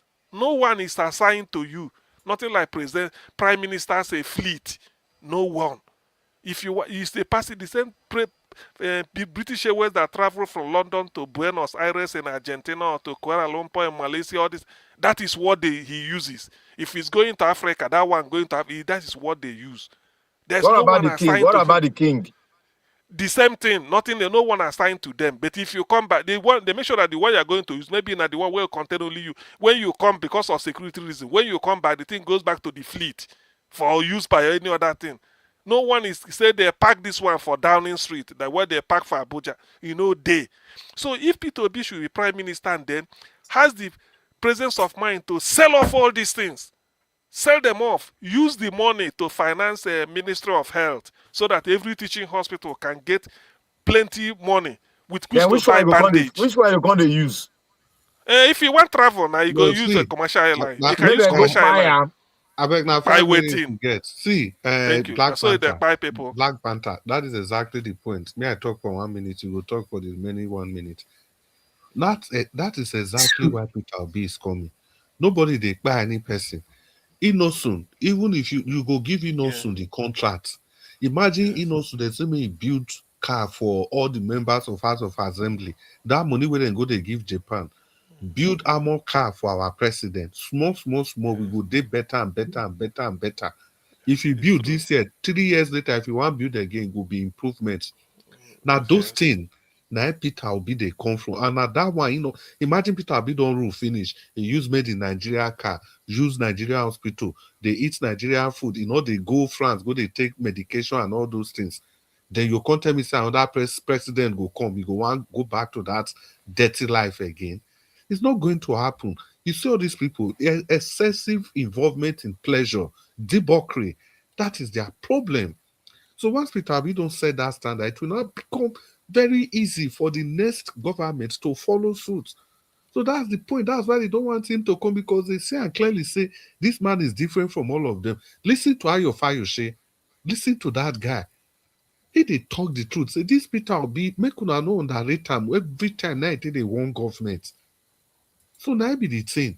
See, my own be say, if na beg, make una at least make we try am.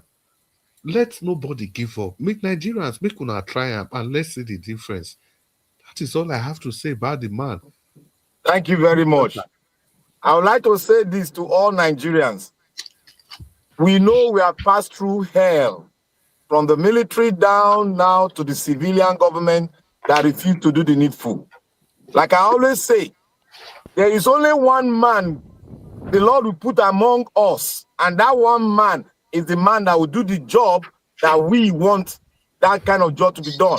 Now, Nigeria is not a country. Peter Obi is trying to come in to make it a country of our dream.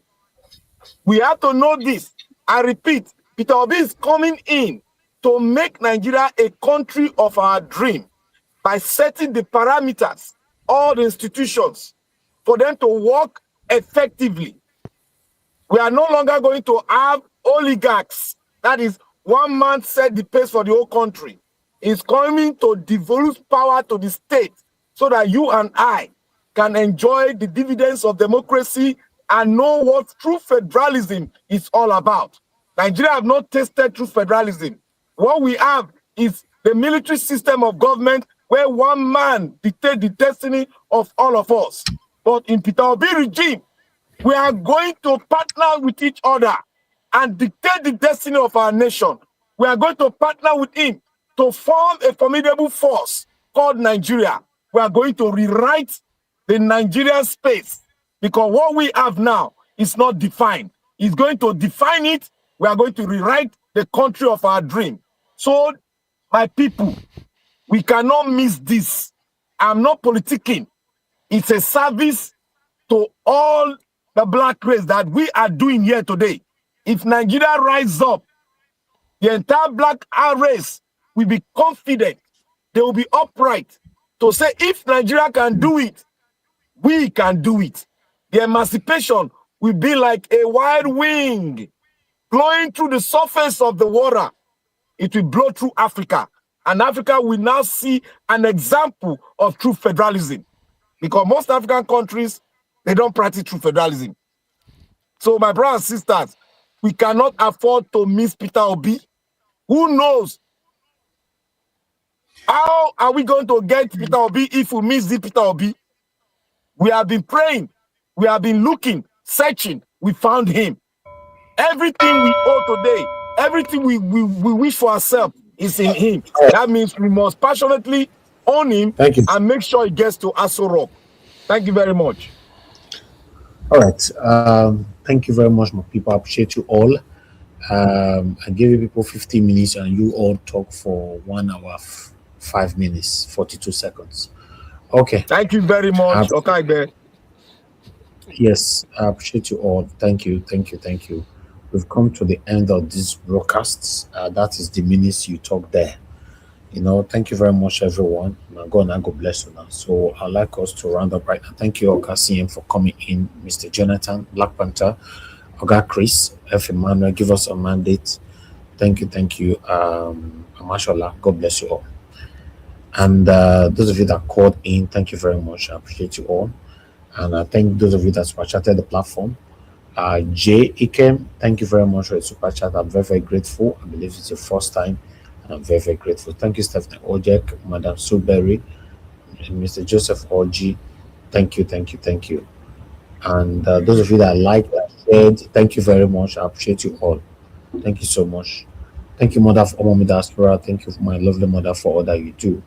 Thank you, Abu Azim, my brother. I appreciate you. Thanks for all that you do, Mother Peggy Modi, Mother Eugenia, Mother Stella Masemedo, Mr. Johnson Emmanuel, and Michael and Emaro, Dr. Happy Life. Thank you, you all. And God will bless you now. Olga, I can see you. Thank you. Good to see you today. I appreciate you all. Do your proper pressure on the like. Shei, I can see you as well. Thank you all. Like I said, we've come to the end of this broadcast. I'll see you guys again, fingers crossed, later on, 7 p.m. Nigerian time, so we can continue from where we stop. Guys, endeavor to copy this link and take with you and press on that like. Good night. Bye for now.